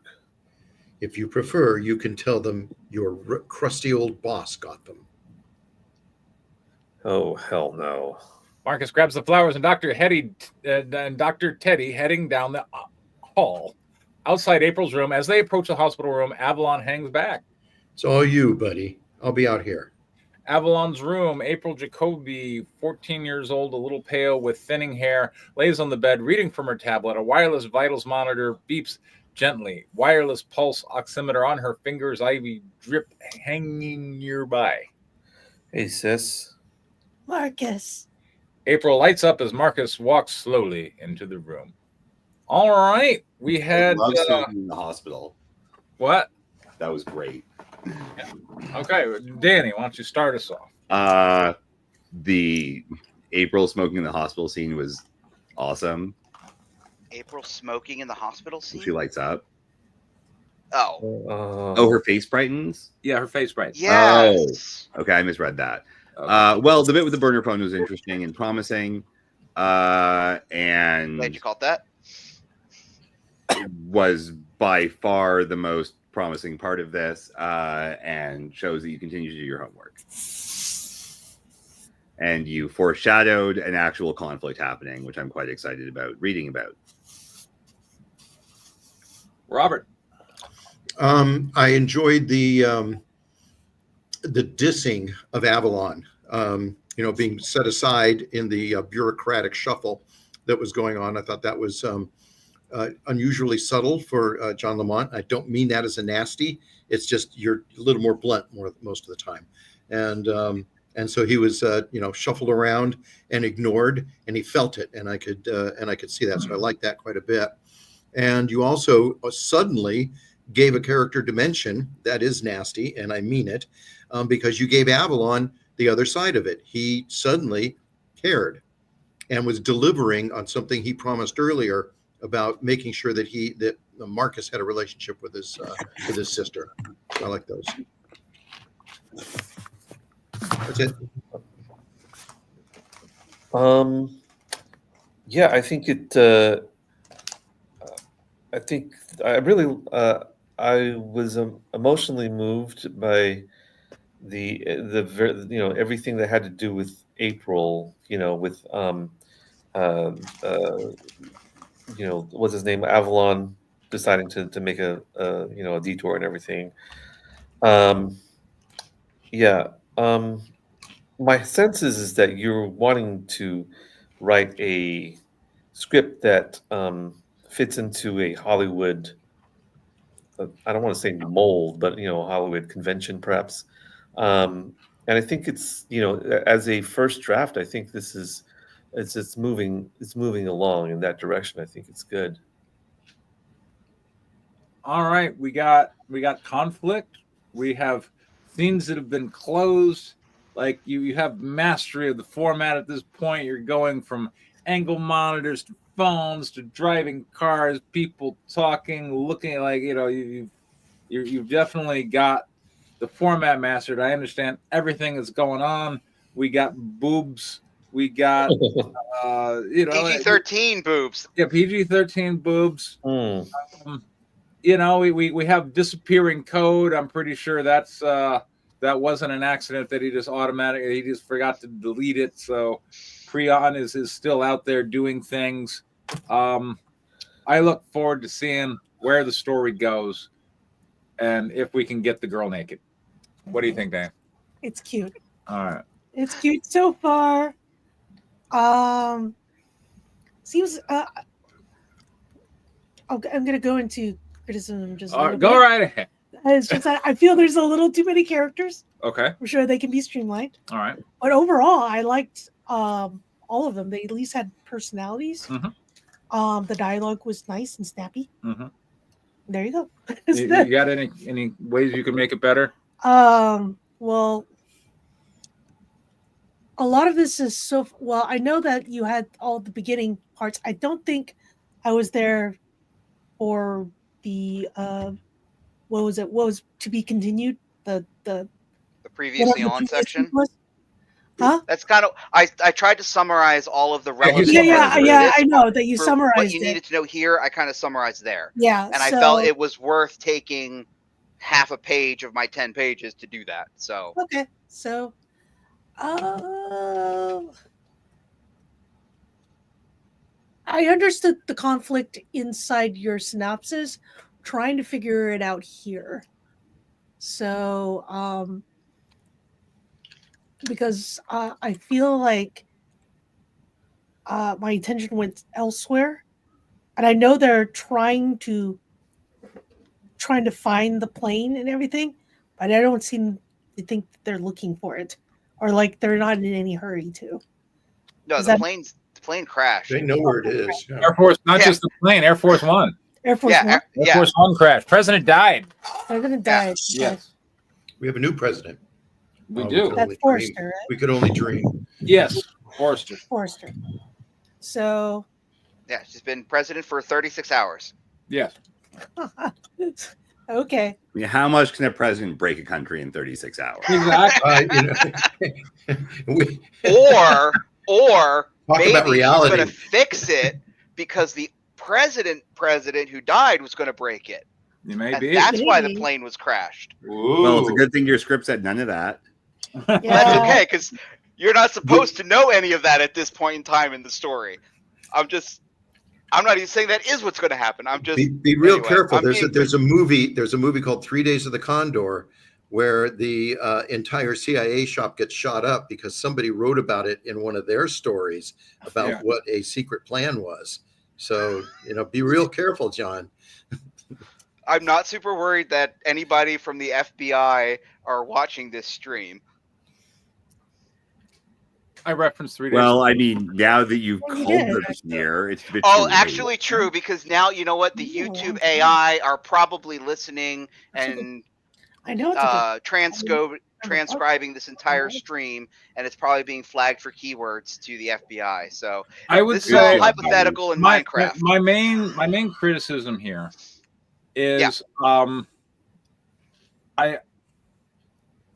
villain is unseen, and I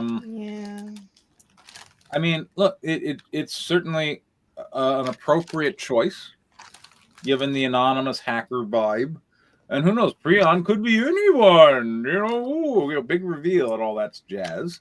It's the president. I'm like a little more villain. Okay. A little more confirmed, like he could show his face like anonymously. I mean, look, all I'm saying is, if you take Darth Vader out of Star Wars, you don't really have a film, and Darth Vader's there from like the open of the thing, you know, there's oh my god, yeah, 3 minutes. Here, you know, the villain is distant and a bit removed, and I feel like that, and maybe, you know, like the Frankie's the villain. Yeah, who's the villain? Frankie. Okay, it could be, but I feel like so far, and you know, like look, whenever you kill the president, everyone's a suspect. Well, but also I was gonna say, like, you know, like the audience is gonna, like, half the audience is gonna react like, yeah, well, they should kill the president. Fuck the president, you know. Like in terms of stakes, yeah, I guess that's what that's my constructive note. I'm not sure what the stakes are beyond Avalon attempting to win his freedom and the girl. Yeah. I know that like Prion's out there doing some Prion has killed the president. I don't know what is going to happen next that really requires Avalon or anyone to really do much outside of find the bad guy and stop him. So I would like it maybe if there was some sinister plan that there's a plan A, plan B, that needed to be stopped to add some more urgency. You feel like there's more than just the president. It should be greater stakes than that. Is that what you're saying? Yeah. Yeah. Yeah. So it's kind of. I mean, because the president's already dead. Yeah. So that's gone. That's dead, and now you're just trying to, like, basically, I guess Prion's trying to destroy it from the inside. Now it's just taking down, I don't know, the other pillars of power. Right. So, and then you're like, well, we should protect this and this and this, and it's like, oh no, he broke in, blah blah blah. So, cyber terrorists or anything, databases taken. Oh, the bomb codes have been confiscated. I don't know. You know what would be cool? You know what would be really maybe a little over the top, but it would be cool if like they were driving along in the car, because we got him driving along, and like the car had been hacked, or remote control. Yeah, or like traffic lights or something. You know, if they were put in a more immediate sense of danger during that car trip, that would let me know that there's a real villain out there that is focusing on them specifically and wants them done away with. It's like the traffic and lights. Now it would be, oh, well, we got to put a stop to that. You know, like the traffic lights changed and they got hit. Yeah, some shit like that. Yeah, I remember. Oh, like that scene from Hackers. That was a really good scene. That was a really great scene. Yeah. Crazy. Yeah. Yeah. Robotaxi goes after him. Yeah. Robotaxi goes after him. I mean, or that's Die Hard when they show up with machine guns. I'm pretty sure if the Robotaxi goes after them, it's working as intended. Yeah. Yeah, and then there's also drones. Yeah. Drones can go after them with bombs. Sure. So then they have to like hide from that. So anyway, it's almost a chase scene. It is. Erwin. Yeah, I'm kind of here with Preston on this. Like, yeah, I'm not. I would like to feel more tension, and I know this is just the first draft, but you know, with the president dying and everything, yeah, you would want to feel more tension in more of the scenes. Not all of them. You know, like you've got comic. I think the comic relief really worked for you with Frankie there, and the emotional tugging worked with the sister, right? But yeah, and I would actually kind of be more interested, rather than having them being sort of attacked directly. What if it was something like, you know, each of the half of the cabinet members are killed, and the other half are somehow looking implicated, like something that's intriguing, but hasn't been done too often, right? So yeah, but yeah, I thought that page 38 and 39 could largely be eliminated, and put something in there with a little bit more tension. But yeah, like I said, the other scenes definitely worked for me. Frankie and the sister, yeah. And the speeches and the long, and you've written a bunch of screenplays before, so you're going to go in there and chop that up into bits and stuff, and make it more interesting, the long blocks of speech and stuff. So yeah, so that's it. All right, Robert. The issue with how many characters are presented in this scene, you've written yourself into a trap, because obviously in something this complex, they're calling upon many different people with many different levels of expertise to help generate the reports, provide escort, for whatever Rod was doing, watching over people. So I agree that matches reality, but it also makes it a lot of people to keep track of in a confusing moment. And I'm afraid that trying to figure out which character you're supposed to follow would be difficult for the audience to determine. And I respect your adherence to reality and in writing things. And this is the trap of trying to be too accurate. Like if you need 6 people to have something move in the bureaucracy that we understand, highly regulated environments like the FBI have, it's not fair to drag the audience through all of them. So having some people make perhaps rogue decisions where they just override what would normally be the situation. Somebody says you can't do that. Well, I have to do it because it's urgent. And then that way maybe eliminate 1 or 2 characters, like the Silva person, having them come in. That's another actor with a line. That's expense. That's how I look at this stuff. Every scene I look at, I see how expensive it is. And I think that these are a couple of things that you're going to need to address to make it run smoother. I didn't see a lot of huge blocks of dialogue. I thought pretty much everything that was said, other than what I consider the extraneous characters were saying, was pertinent to moving the story along. I do agree with the one part where they're in the car and Marcus says, maybe I accidentally deleted the code. Lame-o for an expert. I just feel it's, it doesn't seem credible to me. And where is it? Something happened. In other words, identify that it's out of his control, which is fair, but not that blaming himself that I must have deleted it. And when the phone rings, or when the Avalon picks up the phone, or he's going to make a call, or he's going to do something, calls the hospital, I think it is. I thought he says something about, I'll resend you the code. And I thought he was going to do that from his phone, do a thumb, dial and send it to it. So it was kind of I felt misdirected because it was immediately on the heels of it. That was on purpose. Okay. Well, it was, I figured that out afterwards, because, then Marcus was like, wait, what are we doing? You're not sending me the code. You're taking me to the hospital. It's not smooth. I understand you did it for that, but that's it. That's what. No, you gave me a good idea though on how to fix that scene. So I'll comment on that in a second. I'll let Danny go first, because I do have a question about the scene, but I want to get Danny's feedback first.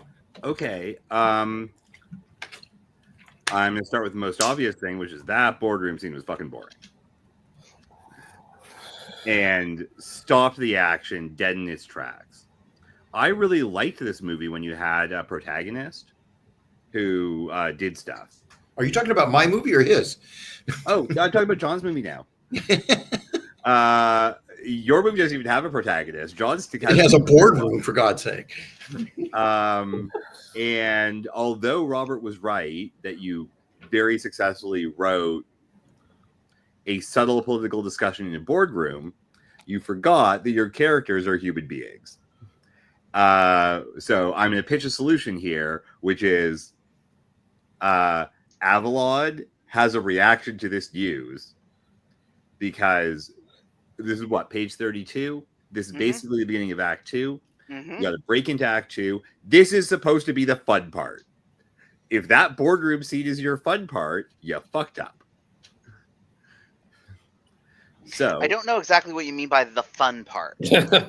Okay. The action that takes place in a second act. In Save the Cat, the break into 2 and break into 3 moments are when you sort of implement your concept the most you can. So, Spider-Man gets his powers in Act 1, Act 2, he's jumping off of shit, he's doing science things, there's a lot of comedy, there's no supervillains wrecking everything, he's just having the best time being Spider-Man. It's that moment, right? It's, I got this cool tool, I'm going to do whatever. Or in a cop drama, it's the moment after our hero gets lambasted by their supervisor, who needs Tums because of all of the heartburn that our rogue cop is causing them. And then they go off and do the investigation on their own now, finally, to resolve this crisis that you've introduced in Act 1. What you've given us here is like 8 pages of our guy basically getting promoted out of his field job after hiring the perfect man to solve this crime, right? That was actually the point. I know. Yes. And then what you didn't give us was our hero reacting to that in any meaningful way. Not that he has to do it in that scene, but actually what you need to do is basically have him show up. Again, you don't need Rod, whatever, for anything, because this is the Avalon and Marcus buddy cop movie. So he shows up with Marcus, signs some paperwork. Okay, I've got a meeting. Marcus sees the hot girl. Dude comes back. He looks angry. Marcus is like, oh, hey, dude, what's up? Because, you were in a really good mood before. He's like, okay, well, we'll talk in the car. And our guy is angry about it. And then, okay, so someone's and explains what the fuck is going on. Maybe you show a bit of it, Okay. But then he has a reaction to it. He's pissed off. He basically got promoted out of his job. So he's the equivalent of being fired, just backwards, which is hilarious. Very FBI. Good job. It's called falling up. Yeah. Yeah. But he's frozen out now. Just at the moment, he's being about to solve a problem. I'd be frustrated. How about you? Okay. So then you've got this other hacker shit going on. He's got to recognize it's hacker shit with the stuff being deleted. Like, fine, modern phones might be confusing, but Marcus ain't stupid. So you got that. You got this really good moment. So you're having the fun part, which is him and Marcus doing hacker shit and talking about stuff in the car, figuring out hacker shit, and then, having the other fun, the fun part, but like the serious drama part, you're introducing it as you're coming to this moment where Marcus needs to be reminded about what he's fighting for. That's an important hero's journey moment. But like, where's Avalon being like, fuck these assholes, I'm smarter than them. Like, there's no fucking way that am I bringing you on board to do nothing. Like, fine, Marcus couldn't come to the meeting because he doesn't have security clearance, but someone needs to say that. No, you cannot come. You don't have security clearance. Sit here and don't touch a computer. And how many ankle bracelet people do they have running around that place? It doesn't matter. 2 is cute. We're not even dealing with that. It's a fun scene. There's tits. I don't care. Like that scene's fine. It's comic relief. It's exactly what we need to see. That isn't that boardroom scene. Right. That's why I put it right in the middle of the boardroom. But that's your thing. That's your thing, Danny. Is that you don't have clearance, and he just proved it because she got him to talk about what he wasn't supposed to talk about. Which is totally sensible. He doesn't have clearance, but who's Marcus going to look up to? It's not Rob. Who the fuck is Rob? Or Rod? I don't even remember his name. Rod. His name doesn't matter. Well, it's going to be a porno. That's the secret. It's going to be a porno. My point here is the one that Marcus is going to listen to is Avalon. Right.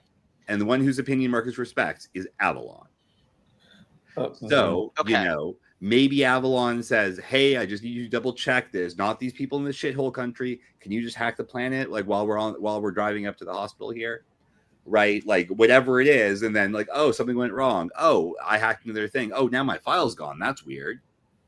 Well, oh, suddenly it's a because statement instead of it just happens. Okay. Right. So, and like I do understand you need politics and all of that in your thriller, But like actually that's got to be when the themes of part 2 introduce themselves, not the beginning of part 2. Okay. So maybe it's a call and like you see both sides of the conversation, like while Avalon's in the hospital outside and Marcus is having fun with his sister, which we also don't need to see. Like we need to see a bit of it, but not all of it. Oh no. There's a few more pages that I do exactly that. Right. So Avalon's going to go off and do things with his burner phone while Marcus is talking. So like there are stuff. Yeah. But like he gets interrupted by a phone call or whatever, and like, oh, now there's a new crisis, and now he's the boss. So the way he deals with it is going to be interesting because he's the boss, but he's kind of got he's supposed to have very little power to do anything directly. But at least his ally, who we know is his ally, Marcus, is here, and he has to convince Marcus to be on the case with him. That's going to be interesting. That's what people pay money for. That's a character arc right there. That's what people paid money for. Yeah. So that's what I'm going to pitch you as a solution. All right. No. So a lot of very long. Yeah. No. It's fine. It's fine. A lot of that actually does happen. Maybe I don't have it in the right order. But there is actually a scene where Marcus and Avalon have that conversation. Maybe it needs to be here and not later. So I mean, just keep cutting the boring parts, and eventually you'll get there. Yeah. Boring people. Well, okay. So, were you done before I asked? I was pretty done because it was like the only part that was interesting to me was everything after that boardroom scene and the woman with the tits. Okay. And, so the woman with the ankle bracelet is a John Lamont script after all. Right. So yeah, like that was it. And I was just like, look, here's how you fix it. Because when I pitched something similar last time, we ended up with a really good prison scene. Okay, so dial up Avalon's reaction. Got that. So the point of the scene, as you astutely noted, is that he came there to do a thing, and nobody in the bureau wants him to do that thing. Clue. Big clue. That is the point of the boring conference room scene. It exists solely because he came there to do a thing, and nobody above him wants the thing to be done. Well, then cut him off at the knees faster. That would be my recommendation. People like literally say, no, we're doing this. By the way, you need to get promoted now. So we're as soon as the paperwork's through, we're going to take away all of your field service agents, and you're going to have to deal with middlemen for days, all of whom are probably enemy spies. And time cards. You've got to do the time cards. Right. It's all admin, which is like the one thing that he doesn't want to do because he's our hacker version of the rough and tumble be on the street and punch people cop. Yes. Right. So the other thought is, so he needs to not react emotionally in the meeting, but afterwards to a person he can trust, like for example, Marcus, because if Marcus talks shit about it, he's going to send Marcus straight back to jail, which is a kind of trust. Well, I don't know. I think he should react emotionally to it and be shut down. Or maybe even, actually, Robert's got a good point. Try both. Yeah. Would the relationship or the scenes work better? I'm not saying I'm going to do this. I might in the next draft. If I demoted Avalon and not made him a higher up person, I whereas he has a boss. Job is fucking hilarious, and you should totally like run with that. That's funny. Say what? I'm sorry. I think promoting him out of the job is just as funny or interesting. And honestly, it also means he has more power when it comes to the denouement and the conclusion. And he has to discover it, and he has to discover that power. Instead of being a field agent, he can send multiple gangs of field agents to multiple locations because now he's assistant director. All his snitches come together. Avalon has the power. All his snitches come together that he built on the street. But until Act 3, he's just he's sort of paralyzed in the bureaucry. That's right. That's such an old detective trick that they used that in The Third Man, where he did that. Where Nick Charles, this sophisticated guy, marries this very rich woman, but he's only servicing people who are very rich. But he uses all the guys he met when he was a low-level detective from the street to do all his dirty work and investigation and stuff. Keep his hands clean. I think it's a great device. A Dashiell Hammett. The other thing I wanted to mention, and maybe I can punch this up in the dialogue too. So Marcus's phone is an FBI device. It's monitored. When did you tell us and that? When Avalon handed the phone to him in the last 10 pages, he Right. gave him the So phone you and he need to said, remind us "This is about yours. You Yep. don't use anything else but this phone." So that phone that he has is an FBI phone. So the only people that would have access to it is the FBI. And as Robert pointed out, he didn't delete the file. It was removed from his I mean, device. I saw what you did there. That part was fine. But maybe Marcus should be smart enough to say, hold on, that's weird. I can't even. And maybe he can be accusatory and say, "Who the frick took this off my phone?" That's it, because he's not at fault. He can't blame himself.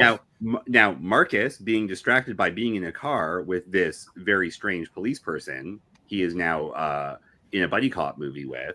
It might take him a while to get there. For example, after meeting with his sister. Mostly because he's got something else going on, so you can delay that. But yeah, no, Marcus also shouldn't be stupid. That is not the main problem that you have here, so don't worry about it that much yet. Erwin? Because here's the thing. This is what I was going for, and maybe you can. So in that scene, Marcus realizes that what he was doing all morning was removed from his phone.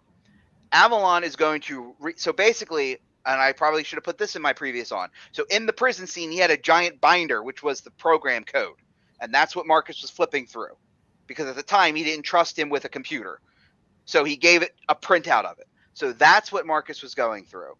So when it was removed from his phone, Avalon was going to resend it to him, but it's also been removed from Avalon's phone. And that's why you did that.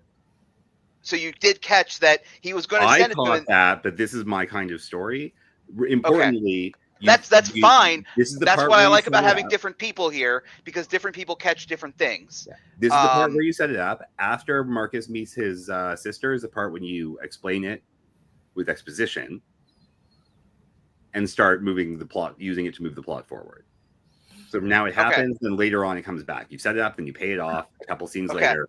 Once you've had the fun part, which is dial up Avalon's reaction and how he's handling that scene, and that should help that work better. Yeah. Okay. We're gonna do this. You're not gonna have access to this, and this, but we're gonna get you a better computer soon. You know, someone who doesn't know shit about computers should be the one telling him that, and he has to fucking roll his eyes. It'll be a whole thing. It'll be hilarious. But it also means he's losing access to a bunch of his stuff, which is going to put him in crisis mode for all of Act 2 when you got to put him on the ropes. You mean Avalon? Yeah.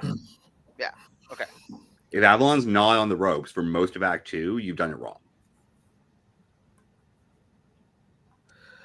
All right. Hey, John, I don't know if we have time for this, but I have a suggestion for you about how about combining a bunch of this stuff here. Oh, we have another screenplay. We do. Yeah, so I was thinking, you could, he gets upmoted and promoted, and he sees the fingerprint of, is it Prion? Prion on this. He's extremely emotional. Yes. And you need, I think that because this second act shift is not that dramatic, you could have a more dramatic scene regarding a turning point within the relationship story between Avalon and Marcus, wherein Marcus has to learn to connect or trust Avalon, right? Mm-hmm. But Avalon is a flat kind of guy. So Avalon could react, he's finally pushed over the edge, I don't know, whatever, after the hospital scene. And, Marcus sees this. Marcus sees that this guy's an actual human being, and he's got something really important at stake. There's, he finally, whatever, Avalon reveals a little bit of the backstory regarding Prion and what happened in the past. And Marcus is the only person he's ever told this to, blah, blah, blah. And Marcus is finally on board. Right. So what I'm saying is, it's a really, you've got a lot of moving parts here. And my suggestion in part is, how do you combine all these things into a few pages at the turning point, your first major turning point. Yeah. And my also suggestion is to emphasize the relationship turning point a little bit more, you know, in addition to the main plot turning point. So yeah. Okay. Thanks, guys. All right, we have a Draco script. Yay! Come on over. I haven't read anything tonight, so I guess I'll do this one. All right.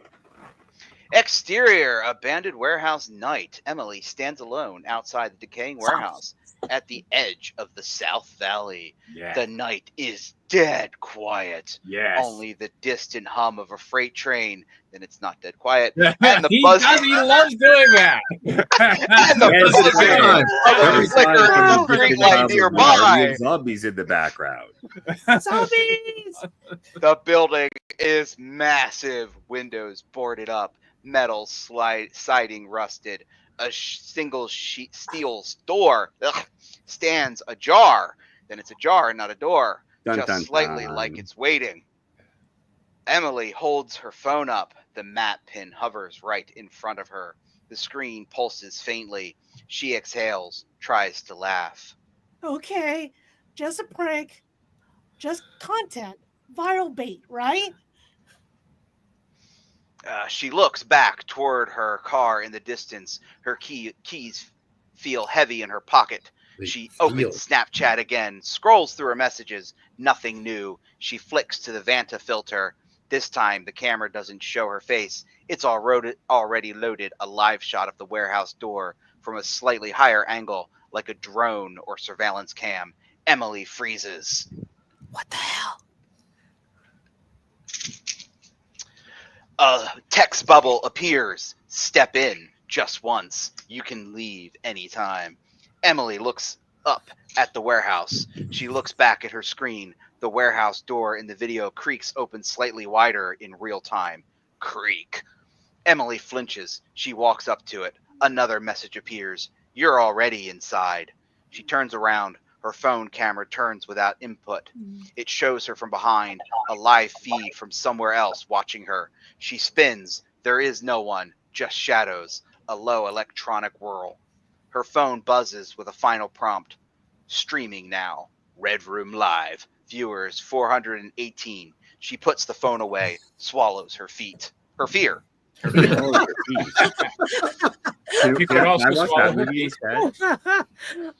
Okay, one look, 1 minute. She pushes the door open. Sorry, nope, sorry. I had to take my pill. She pushes the door open and steps into the dark. The door slams behind her. Locks click. Lights flicker on the inside. Interior, Adrian's trailer, night. The glow from the monitors flicker with anticipation. The Red Room dashboard now shows. Live, Red Room 1, Emily, the test subject. Viewers 438 and climbing. Bitcoin pool 0.68 BTC. Delay with an emoji. Okay. 6. I didn't know that was screenplay. 6 seconds. Stream mode. Interactive.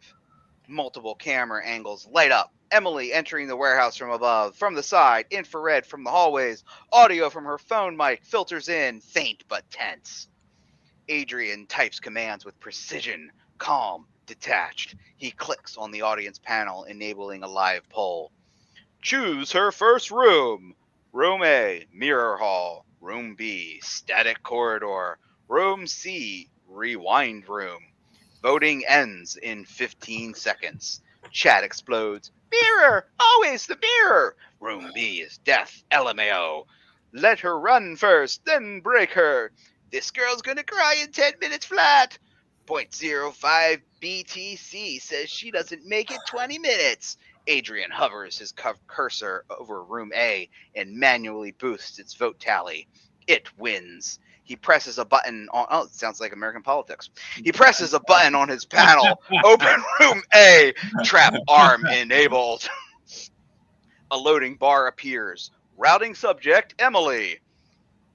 Adrian switches to a personal monitor. Full screen feed of Emily walking slowly down the first hallway, dimly lit. Silent, already tense. He speaks softly, activating his voice filter through the Vanta script engine. Welcome, Em. Oh, who's Adrian? Welcome, Emily. Let's take a look at yourself from every angle. Oh, now it's John Lamont script. Adrian flicks another switch. In the feed, lights in the hallway snap on, revealing mirrors on both sides of Emily.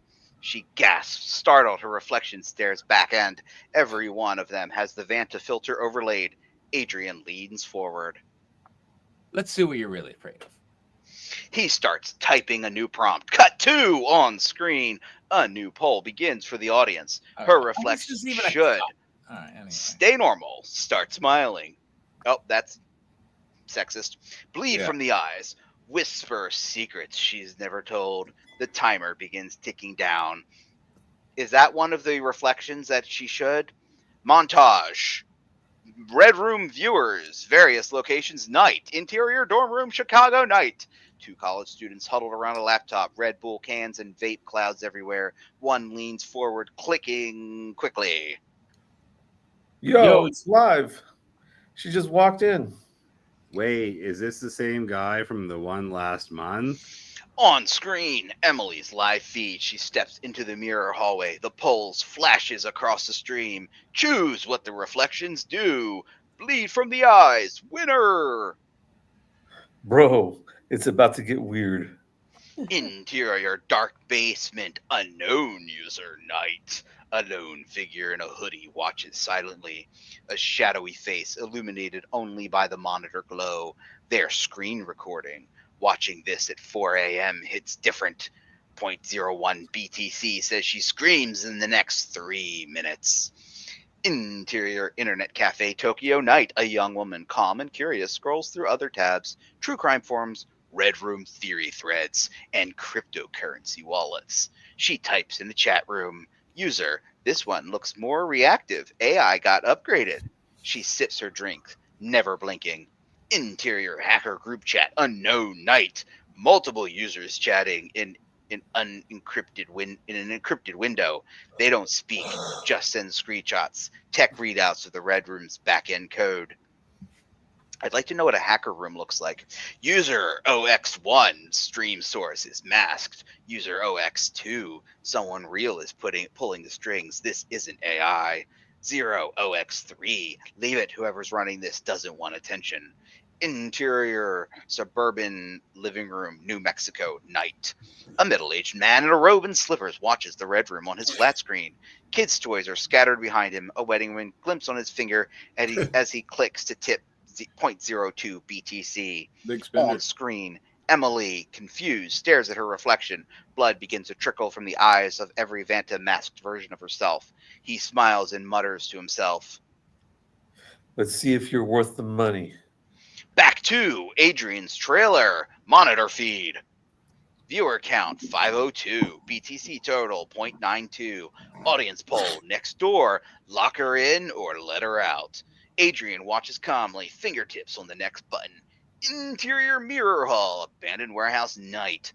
Emily stands still, her breath visible in the air. The hallway is lined with tall, grimy mirrors in both sides. A faint electrical hum vibrates through the walls. You know, one thing about grimy mirrors is they don't reflect very well.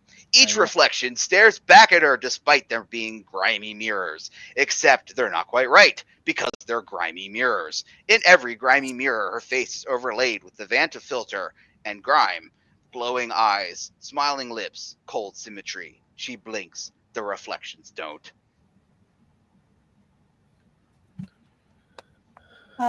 Okay. Cool trick. Someone's got time to code this.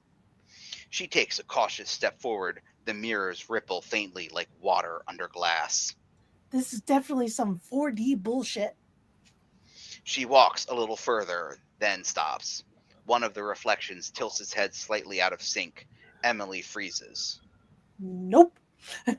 Another reflection, the one to her left, suddenly has a stream of blood leaking from its eyes. Emily gasps indistinctively, blacking away. That's not possible.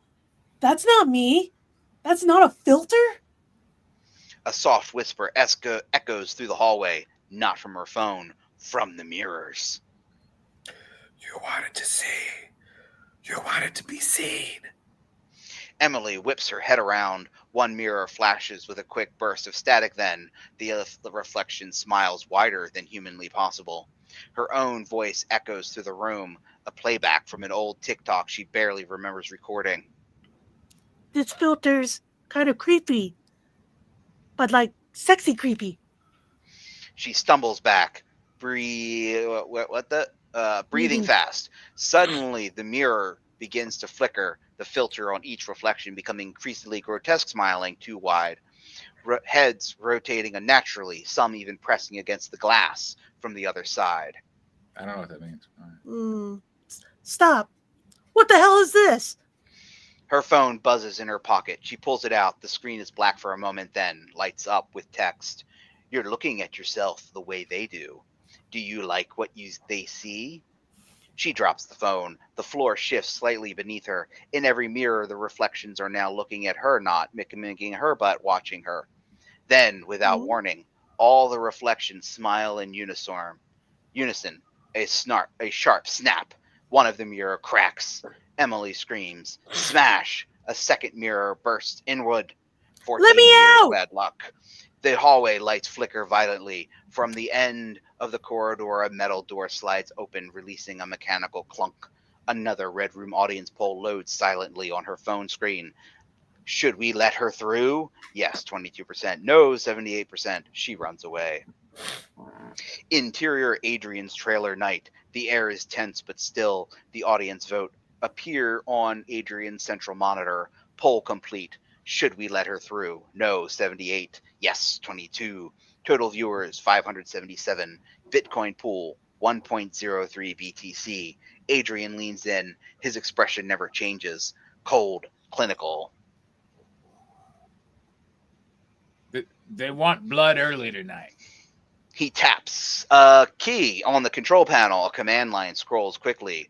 Lock door 002 equal engage. Mirror breaks. Sequence initiate. Feedback audio loop let me out.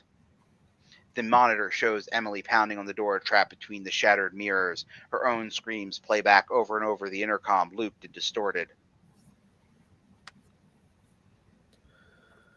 Let me... What's that? Out. Let me out. Let me out. Adrian opens a secondary screen, the Red Room live chat feed. Her own scream loop. That's effing weird. This is why I donate, man. Let her suffer. Lock her in and make her watch the next one die. Blood in 2 minutes or I'm bouncing. He opens another window. Subject number 2. Maya. Status. Prepped. Adrian smirks, just a twist at the corner of his mouth. Let's make her earn the next breath.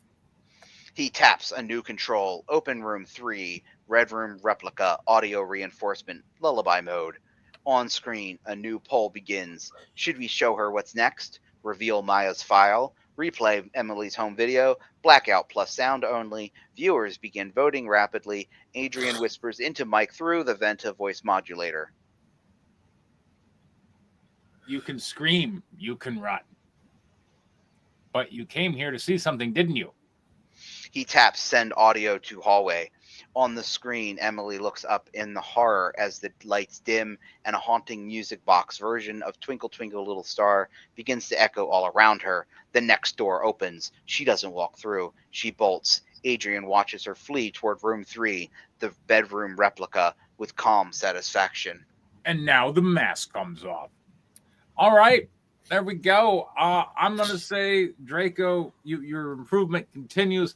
I really like this one. I do. Very clear stakes. There's a lot of tension. A lot of conflict. It certainly felt horror-y. I worry what's going to happen to Emily. Yeah. And I mean, it's certainly we see the anonymous audience that is bloodthirsty and actively participating in her death. So good job. I like it.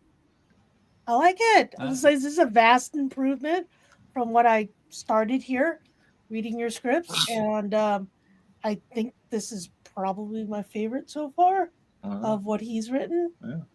I mean, it's consistent. And you do like those horror thrillers. I do, and the thing is that the fact that an entire audience is after your death, is wanting you to die, and you can't do anything about it. It's kind of terrifying, actually. That feels like real life. Yeah, it does. Yeah. What have you done? But the thing is that it's a contest. Just like, and they're just watching you suffer in pain trying to survive. Yeah. So it's reminds me of a Cabin in the Woods and even a little bit of like Hunger Games where they kind of vote you. So yeah, I like it. So Erwin. I don't like horror films, but I think I think this is well done for a horror film, and you're not sick of, you're not scared of sadistic, real sadistic people. People are sadistic, and I think the exploration of that sadism is interesting. It's interesting to me as a non-horror lover. So, yeah, looking forward to seeing what happens. Robert. This is such a vast improvement over the last script that I'm aware of that I read that was Draco's, where it drifted off into Nowhereville with different people. I understood where I was. I felt I knew what was going on, and that was good. And to echo part of what Erwin was saying, as far as the experiencing the people lusting after the the terror that she would experience, and Adrian serving it up, I thought was actually well crafted. It's bordering on a snuff film where we're just waiting for the end to happen to her, if that's the case. And I'll save the rest for constructive. Danny. I liked how it only took 10 minutes to read because no human beings interacted with each other. No, that's constructives. All right. No, that was the part I liked. Okay. I mean, there were a lot of virtual interactions. Those not count. I mean, it's a virtual interaction. You're reading it. No, if we're obviously. No. I know what Danny's getting to. Yeah. And Danny, were you done? For positives, yeah, 100%. Yeah. Go ahead. Okay, so this is what Danny's getting at. What Draco does well is the visual stuff that we've seen, like the way he sets up a scene, the way he lays it out, him describing, like he was the same one that described that he had that stupid ranger. No, sorry, didn't mean use the S word. You had that I believe it was you that had the story with the Rangers in this vine-filled cavern D&D thing, and they were like opening up the mummy's tomb or whatever, and you design those scenes very, very well. So what this script, I think why it works so well for you, and this is a good thing, like definitely I would say this is something you might want to consider actually trying to focus on to completion, which I know is hard for you, because this story, the way you've presented it, leans into your strength, which is building those imaginative scenes and all of the visuals, like the mirrors and the mirror crackings. All of that plays to your strengths. And because it's literally about one person reacting to all of this, you don't get bogged down in all of this useless dialogue that Danny was alluding to. And all of the quibs from everybody talking online, it's not dialogue. That's just people commenting. It's people talking at her. They're not having a conversation. So that's why that kind of adds to the whole scene rather than actually taking away from it. Like all you mean of a sudden, dehumanizing? You mean it dehumanizes it? Yes. No. What, Draco writing an inhuman story? No. What I'm saying is it adds to the elemental flair of the scene that Draco is able he does well. That's what I'm trying to say. This script, the way that it's being presented and written, leans into your strengths, and I think that's a good way to start out as a beginning screenwriter. If you find something that leans into your strengths, stick with it. And I think this story, the way you're presenting it, if the majority of the story takes place with individual characters trying to work their way out of a death maze, I think can lend yourself to that. So, yeah. Constructive, John. Go ahead.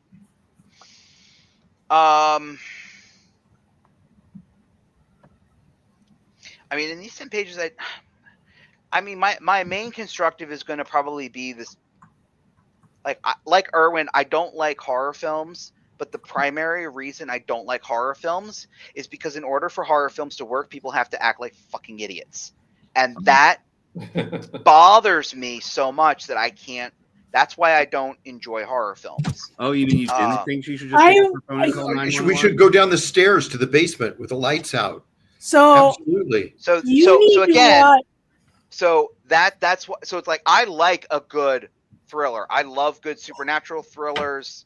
I mean, like, but like I don't like it when characters act like idiots. And when they act like fucking idiots, it takes me out of the story, and I lose. And I'm not a fan of jump scares, especially when a jump scare comes out because somebody's acting like a fucking idiot. So that would be my only constructive is to if you have the character act like a human being, like a relatively intelligent human being, I think you can elevate what you're trying to do and maybe even draw in a few people who would not normally watch a horror film might actually watch this one if the characters are actually acting like real people and not props in a horror movie. How did Emily get there? How did Emily get there doing something stupid? She could have been kidnapped. Danny. No, she that wasn't was my last time. All right. Well, but I'm anyway. going to start with a question for John. Yeah. Hey, John, let's say you're a really curious 15-year-old and you are given a weird map point on your phone, and for some reason you steal a car and drive over there because an image overlay software for some reason is telling you to. And you walk into a dank, dirty, dark room with video evidence that someone is chasing you with drones and see a bunch of grimy ass mirrors. What do you do? Get out the Windex. Run the hell out. Turn the fuck around and leave. What if you drop your phone? I'd pick it up. What if you felt like you were in danger? I'd call 911. With your phone? That clearly with works? my phone. That clearly works. So while, Draco, you have successfully avoided your problem of pointless, distracting, and tedious dialogue, you have done so by means of having an obvious murder basement that a human being walks into and for some reason does not even attempt to escape. So that's a problem. And then you do obvious basic horror movie. Like, I like horror. I have horror anthologies. I've written a bunch of horror.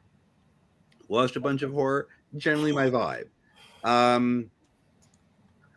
While it's true that you are playing to your strengths, you are presenting. I disagree with John's characterization of anything in this story, in these pages being a story. There is no story here. There's only a plot. There are no characters. They do not want anything. Stuff just happens to people. We are watching stuff happen to people. Now, it's a horror movie. You can get away with that sometimes, except you already did that thing in the beginning of your movie in your cold open. So I don't see what you're giving us right now that's new, aside from zombies behind the mirrors or in some other murder room. And until the zombies show up, like, what's the point of any of this? No, seriously, this is just stuff happening. Like, No, I don't disagree.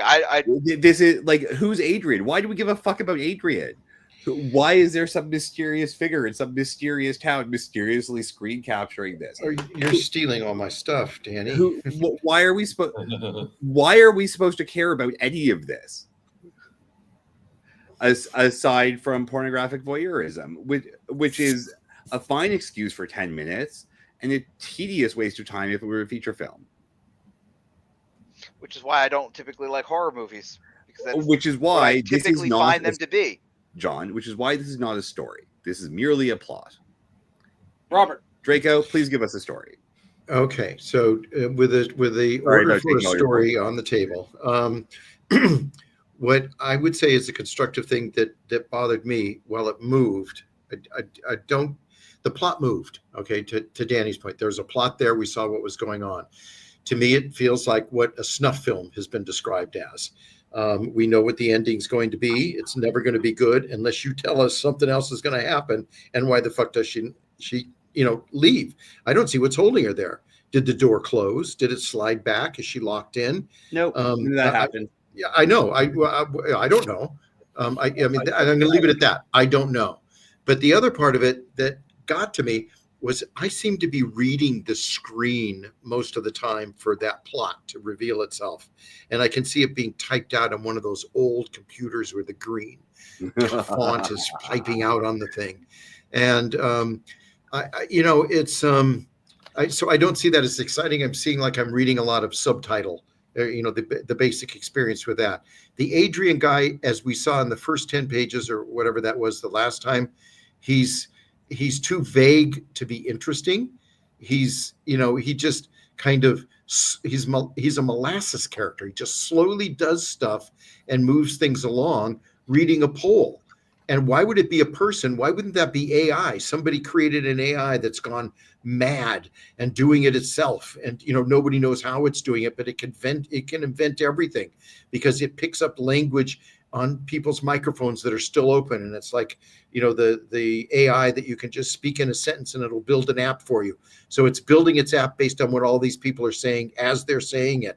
Give us something that's going on that's there, not a person that's an Adrian, because now you have all these ordinary people, a whole bunch of people, a guy in a bathrobe and slippers with kids' toys in the background, Red Bull intoxication, college students, and it starts to feel ordinary by your descriptions of the characters.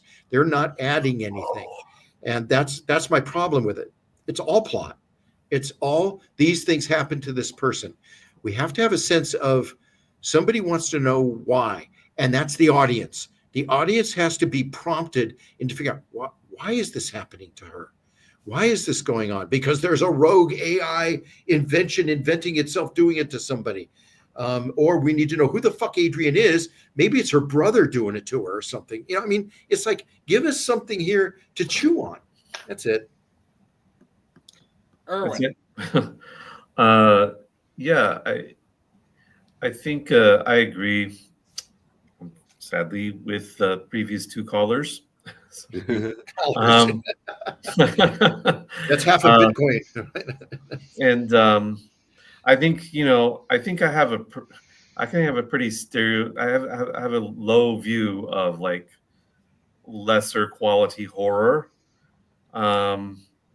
which is why I said I think this works well.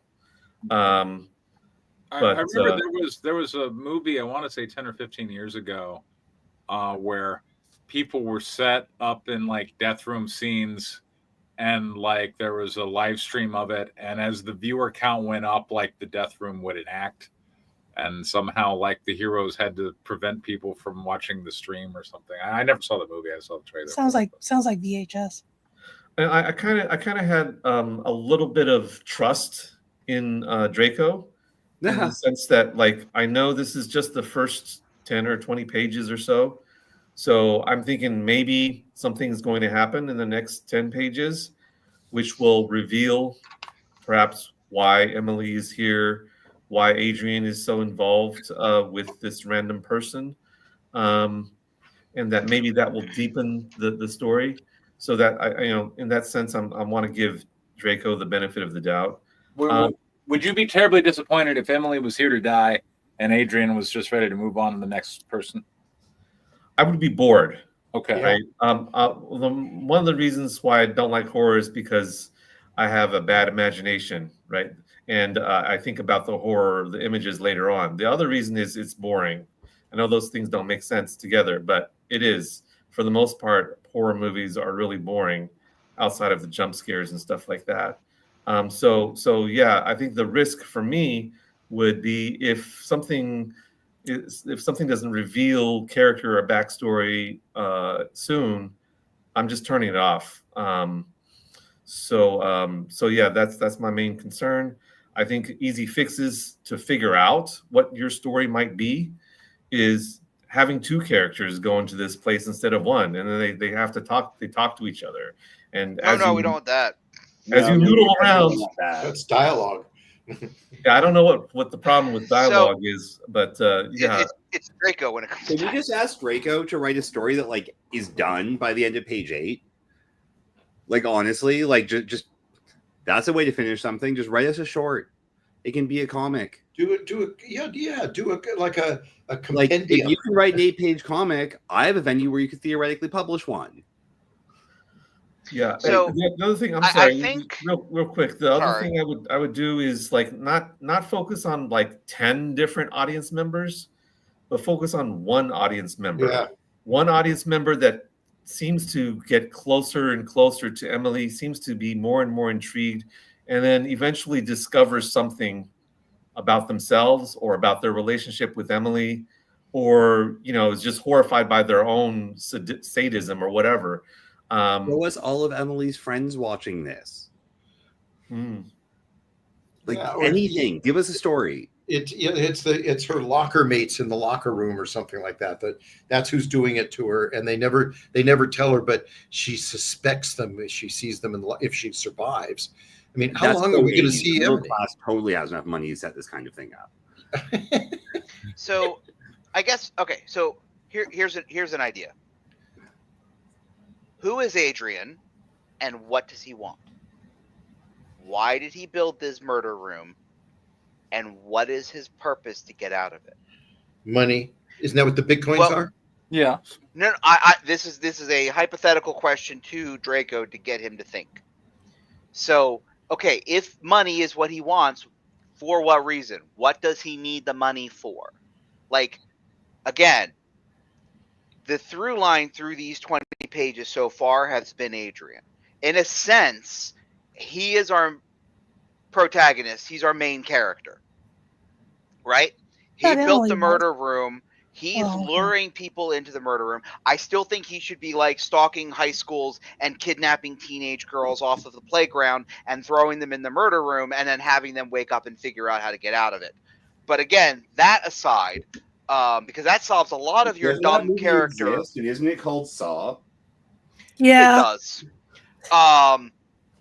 But my point is, I think you need to think about who Adrian is and what he wants and what is he hoping to accomplish. Because of course, going back to Saul, wasn't his purpose. I never actually saw them. I know of the premise. I don't like horror. I don't like pretty good. Saw is actually very good. Yeah. Wasn't his goal wasn't his goal to like get bad people that did bad things and get them to recognize they did bad things? No, wasn't that wasn't Saul? No. Okay, so Saul was actually the character of John was dying of cancer, and he's looking at people who are basically throwing away their lives and going like, I'm going to make you basically like, be happy that you're alive.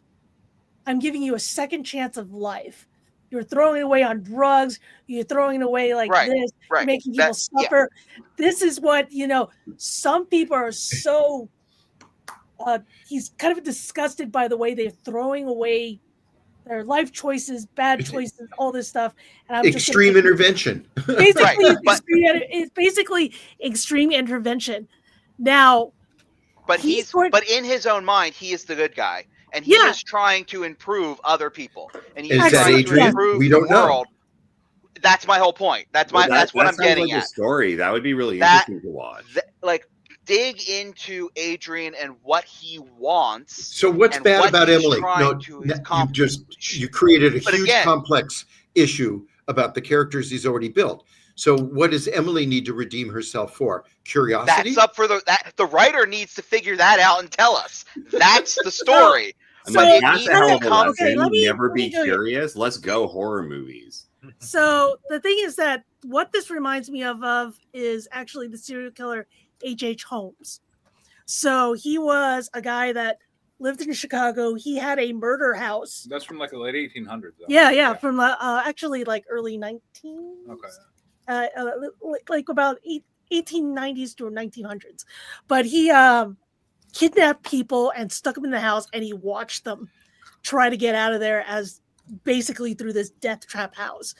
And he did it for his own fucking sadistic jollies, really. I mean, and you can do that too. And you can do that. I feel like that's kind of I feel like today's audiences would want more sophistication than him simply there with a bottle of lube and tissues, getting his jollies off watching. I mean, that you can do that. No, I absolutely agree. Nowadays, you would want more than that. But the thing is that's what I'm just saying. This is what it reminds me of. You have an entire house that's basically a death trap. It is kind of Saw-like. It is that's kind of like part of the inspiration of it. You can do that, but you would want to have more motivation. Why he chose her? Is it a revenge thing? Is it because he has some history with her, or he wanted history with her? Were they related? Something. Why he's middle-aged, and maybe he's middle-aged and has been stunted or shoved off by every high school girl in his entire that he's ever known, and he just has it in for high school girls or cheerleaders because they're a bunch of pompous airheads because he got stilted by one too many, and now he just has it in for them. And doing this, that would be the reveal. He's 12 years old.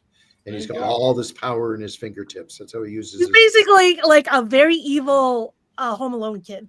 He's just like, that is the thing. He's like, I'm doing this. You could do that. Yeah, because you could make him a child, honestly. What if he was chaotic evil? Yeah. Chucky. You know what's really funny? The formula for horror movies, teen slashers. Yeah.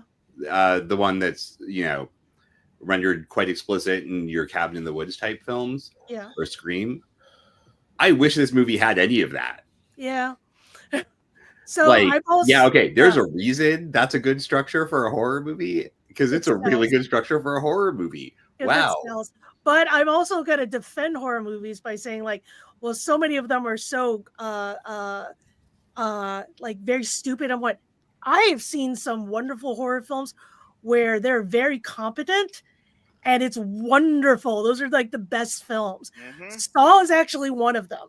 They're extremely competent in that film. They're just locked up in this room, and I completely understand both the motivations of John, of everybody that was in that room, of the accomplices, what was going on.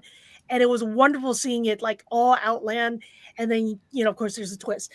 The other one is like, it reminds me, one film that makes me think of like competence was really, really high was Train to Busan. And like that. I love that movie. That was a fantastic horror movie. Everyone was smart in that thing. Everything kind of made sense. They built it up. Even the asshole characters was smart. Yes. He was an asshole, but he was an asshole. And the thing is that, of course, in like when you have Asian bad guys, there's very little subtlety because that's a cultural thing. But man, you rooted for that guy to die so bad. And even then, you're just like, he still kind of was right.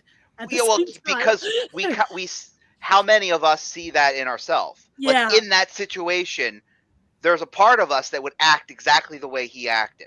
And we know people who would do that. Right. Absolutely.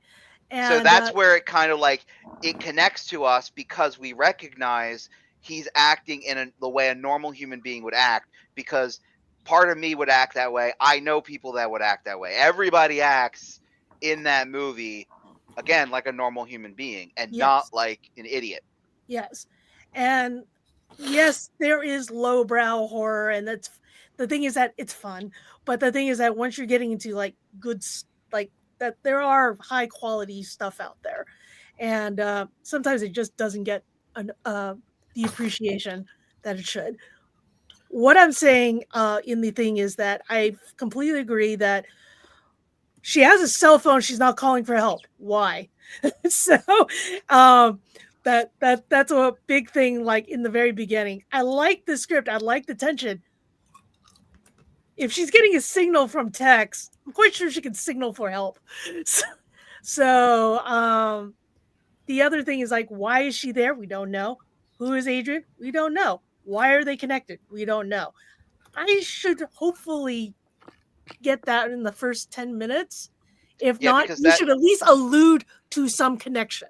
At least allude to it. You don't have to do a reveal. You can at least allude to some connection.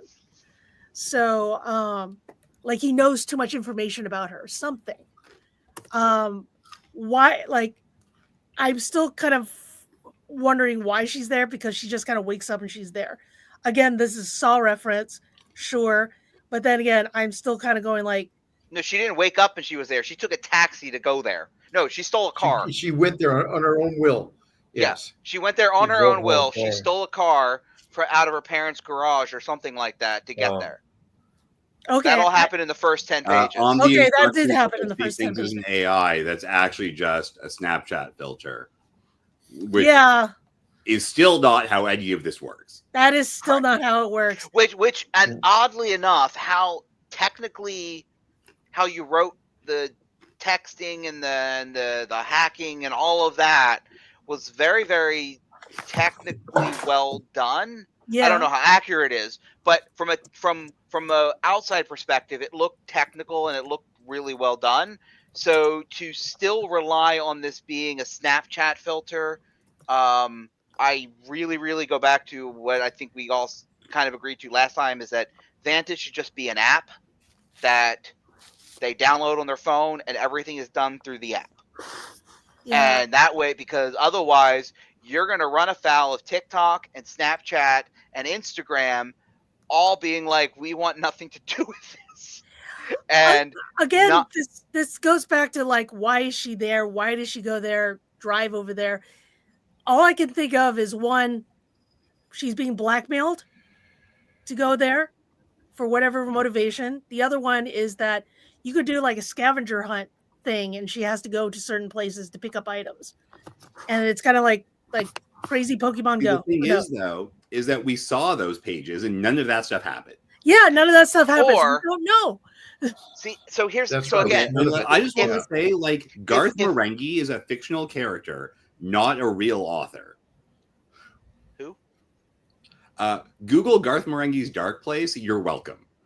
It is the best show that you're going to watch in years. And dude, like, you keep writing movies and it feels like you haven't seen any. Yeah, it's really, really seems weird. like you've seen them all. It's very odd. So, I mean, all of this stuff reads really similarly, honestly. Like, it's just, oh, here's some description. It's quiet with a rumble. Someone's smiling faintly. We're watching shadowy figures do stuff. There's zombies beyond them that are hills. Like, it's just that constantly. Like, write what you know. Surely you know something. Write that. Like, it's a movie. It's not a video game. It's not an anime. It's not a visual novel. It's a movie. Or if you're writing comics, write a comic. Not a movie, not an anime, not a visual novel, and not a video game. Write the thing like that you're trying to make. And if you don't know what that's supposed to look like, read the thing that you're trying to make and then make a thing like that. Like, write what you know is not an indictment of you not knowing anything. It's an encouragement that you should read more to know more things. Okay. I'm going to give you a challenge, Draco. I'm sticking with my previous challenge. No. Let me. Just write it short. I got it. here's the thing. You're having a problem trying to think of like original ideas. Why don't you just try a fanfic? You have the rules already established. If you like a comic, say Green Lantern or anything like that, write that world. Give me a story from that world. You have the rules. You have a sandbox. Play with it. 8 pages. 8 pages. Because we saw that last fanfic. Yeah. And actually, you know what? I liked it very much. It was fine, I guess. It read like I liked it very much. I know that thing. It's nice. But the thing is that in a way, that's a great way to just start writing. Okay? So, just start writing. If it's hard for you to do an original story out of your mind, try someone else's sandbox. Just try it. And hopefully you can finish it. So. Ouch. I mean, finishing something is actually very good advice. It is. And the thing is that it's hard. It's very hard to finish something. And to make it, even, I'm not even saying finishing it well, just finishing it. So just, that would be awesome. I would it like would be to nice see if you could finish a it well. Draco script that has a beginning and a middle and an end. And an end. That's what I'm asking. So I just borrowed a book of Robin Hood comic books from the 1950s. And I've been reading it to Preston. And it's astounding that you have 2 pages because it's comic strips from the newspaper. And he's like, next week, read this. And it's amazing that it has a beginning, middle, and end for this. Like, there's a moment where you just you want to go see the next page. It's 2 pages. Maybe 5 to 6 panels to each page. And it's amazing that I want to absolutely know there is a absolute conflict. I know what these characters are.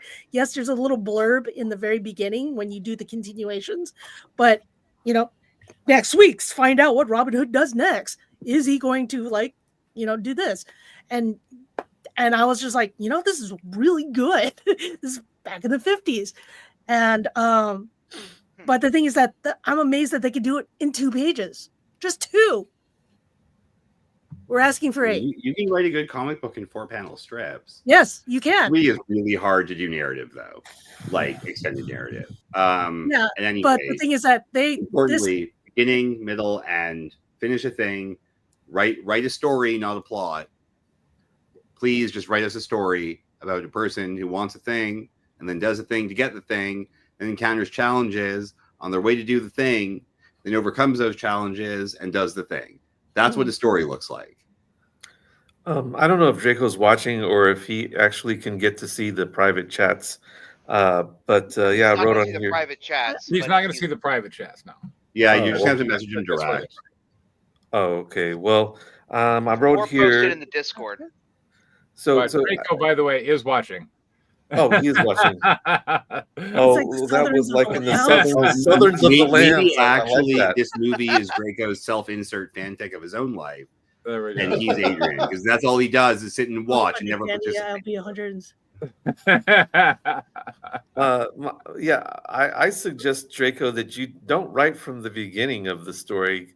Write a scene about what the story is really about for you. Yeah. Like I said here, is a father leaving his son, a girl who decides that she hates her boyfriend and must kill him. Beginnings don't. Yeah, if you're looking for your story, probably don't want to start at the beginning of the story. You might want to start at a point that really gets to you. Because that could still be the beginning of the story. It could be the beginning of the story, yes. And also, I mean, for Draco, that might be advanced, is not starting at the beginning. A what?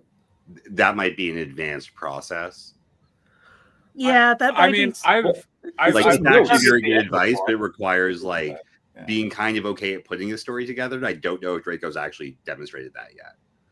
Yeah, well, so it's just notes. As much as I would like him to do that, he needs to do beginning, middle, end. Let him see if he can do that. I'm just trying to. That's my challenge. So see if you can do it. And one way to do that is to start at the end. Yeah. Yeah. And then figure out an end that you like. Like an end that you like. Then decide how it begins. Yeah. And then just fill in the middle. Yeah. And then that is a way to cut do things it. out until it's the length that you need it to be. Yes. Yeah. I suggest he's just write anywhere where he feels something, Yeah, where he feels. Tell me how you got there. Character. Tell me how you got there. It's like, oh, this seemed to be great. How did we get to that scene? Watch any Spielberg movie. Spielberg movie. You will see Jurassic Park is a perfect example. They experience this great thing. The families become separated. They're threatened. They all get back together and escape. It's extremely simple storytelling. Well done. Yeah. I hated Jurassic Park, by the way. All right. Oh, that's because you have no soul, you hate my dinosaurs. It's a paleontologist here. It's structured perfectly. He structures everything the same, but it's perfect. I have a feeling there's a reason why because Steven Spielberg is Steven Spielberg. I mean, I know people go with the Spielberg formula, but Spielberg's really good at telling stories about people. He's really good at telling stories, but the films that he did that I liked are among his, except for Close Encounters of the Third Kind, which I really liked. Nobody does. No critic likes it. No, I love it. It's Sugarland Express, which is early film, and he was undisciplined, and it showed in the passion that it had. The other ones are just so, classically Hollywood, but he tells a strong story structure. So if you want to learn what story structure is about, pick almost any Spielberg film, you'll see it.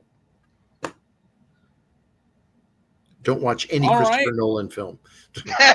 Yes, absolutely. Yes. They're great, Nolan but that's not a story. Nolan is not good for structure. For Draco, I don't even care. Draco, watch any film from beginning to end without looking at your phone ever in between.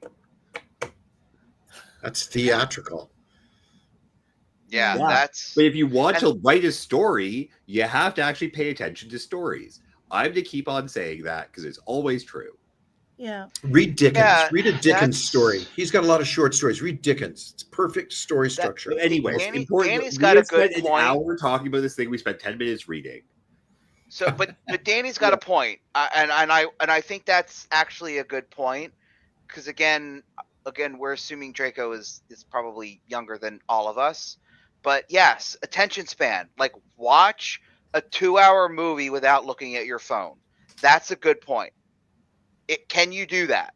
Can you sit down and watch a movie that's 2 hours long from beginning to end without pausing, without looking at your phone, without getting up and get another drink?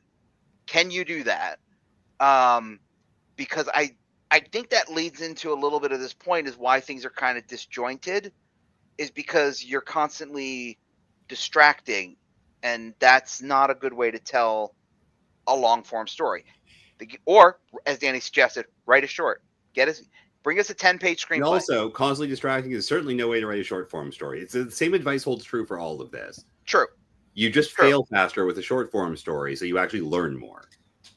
So write a 10-page short, beginning, middle, end. Character, clear motivation, like Erwin said. Clear motivation. He wants a thing. He goes out to set up a thing. Something gets in his way to stop him from getting the thing. He overcomes that obstacle. He gets the thing. Do it in 10 pages. It can be simple. Whatever it is. Pick something. And then write a story about it. And do it in 10 pages or less and bring it next week. Awesome. All right. Well, that was a longer feedback than I was expecting. It's a Draco script. I thought it was pretty good, Draco. Exactly. He always shows a little hope. And that's what inspires us to push him over the fucking edge, jump out of the nest and fly. And that's everybody has the same response. And I'm, basically this is Sparta, right? It's like, I've only 6 or 7 sessions at this stage, and enough Draco, I mean, you've read enough Draco introductions to last a lifetime and a half. I want a sentient tank. Okay, he inspired me. I'm gonna fucking steal it. Robert, why don't we just write that though? I think we should, tell you the truth. All right. right? Like Christine was good. Tags are cool. Let's go. Maybe write your 10-page script about a sentient tank. What does the tank want? That's our headcanon of his idea. That was actually a zombie movie. You keep saying no. Here's my point. Here's my point. Who's the main character? A sentient tank. What does it want? To kill zombies. What's stopping it from killing zombies? There's your conflict. How does it overcome that obstacle? Have it overcome that obstacle, and then let it get on with its merry way, killing zombies. Don't do Great story for him. And Erwin, you can comment in the comments, and then Draco can read them.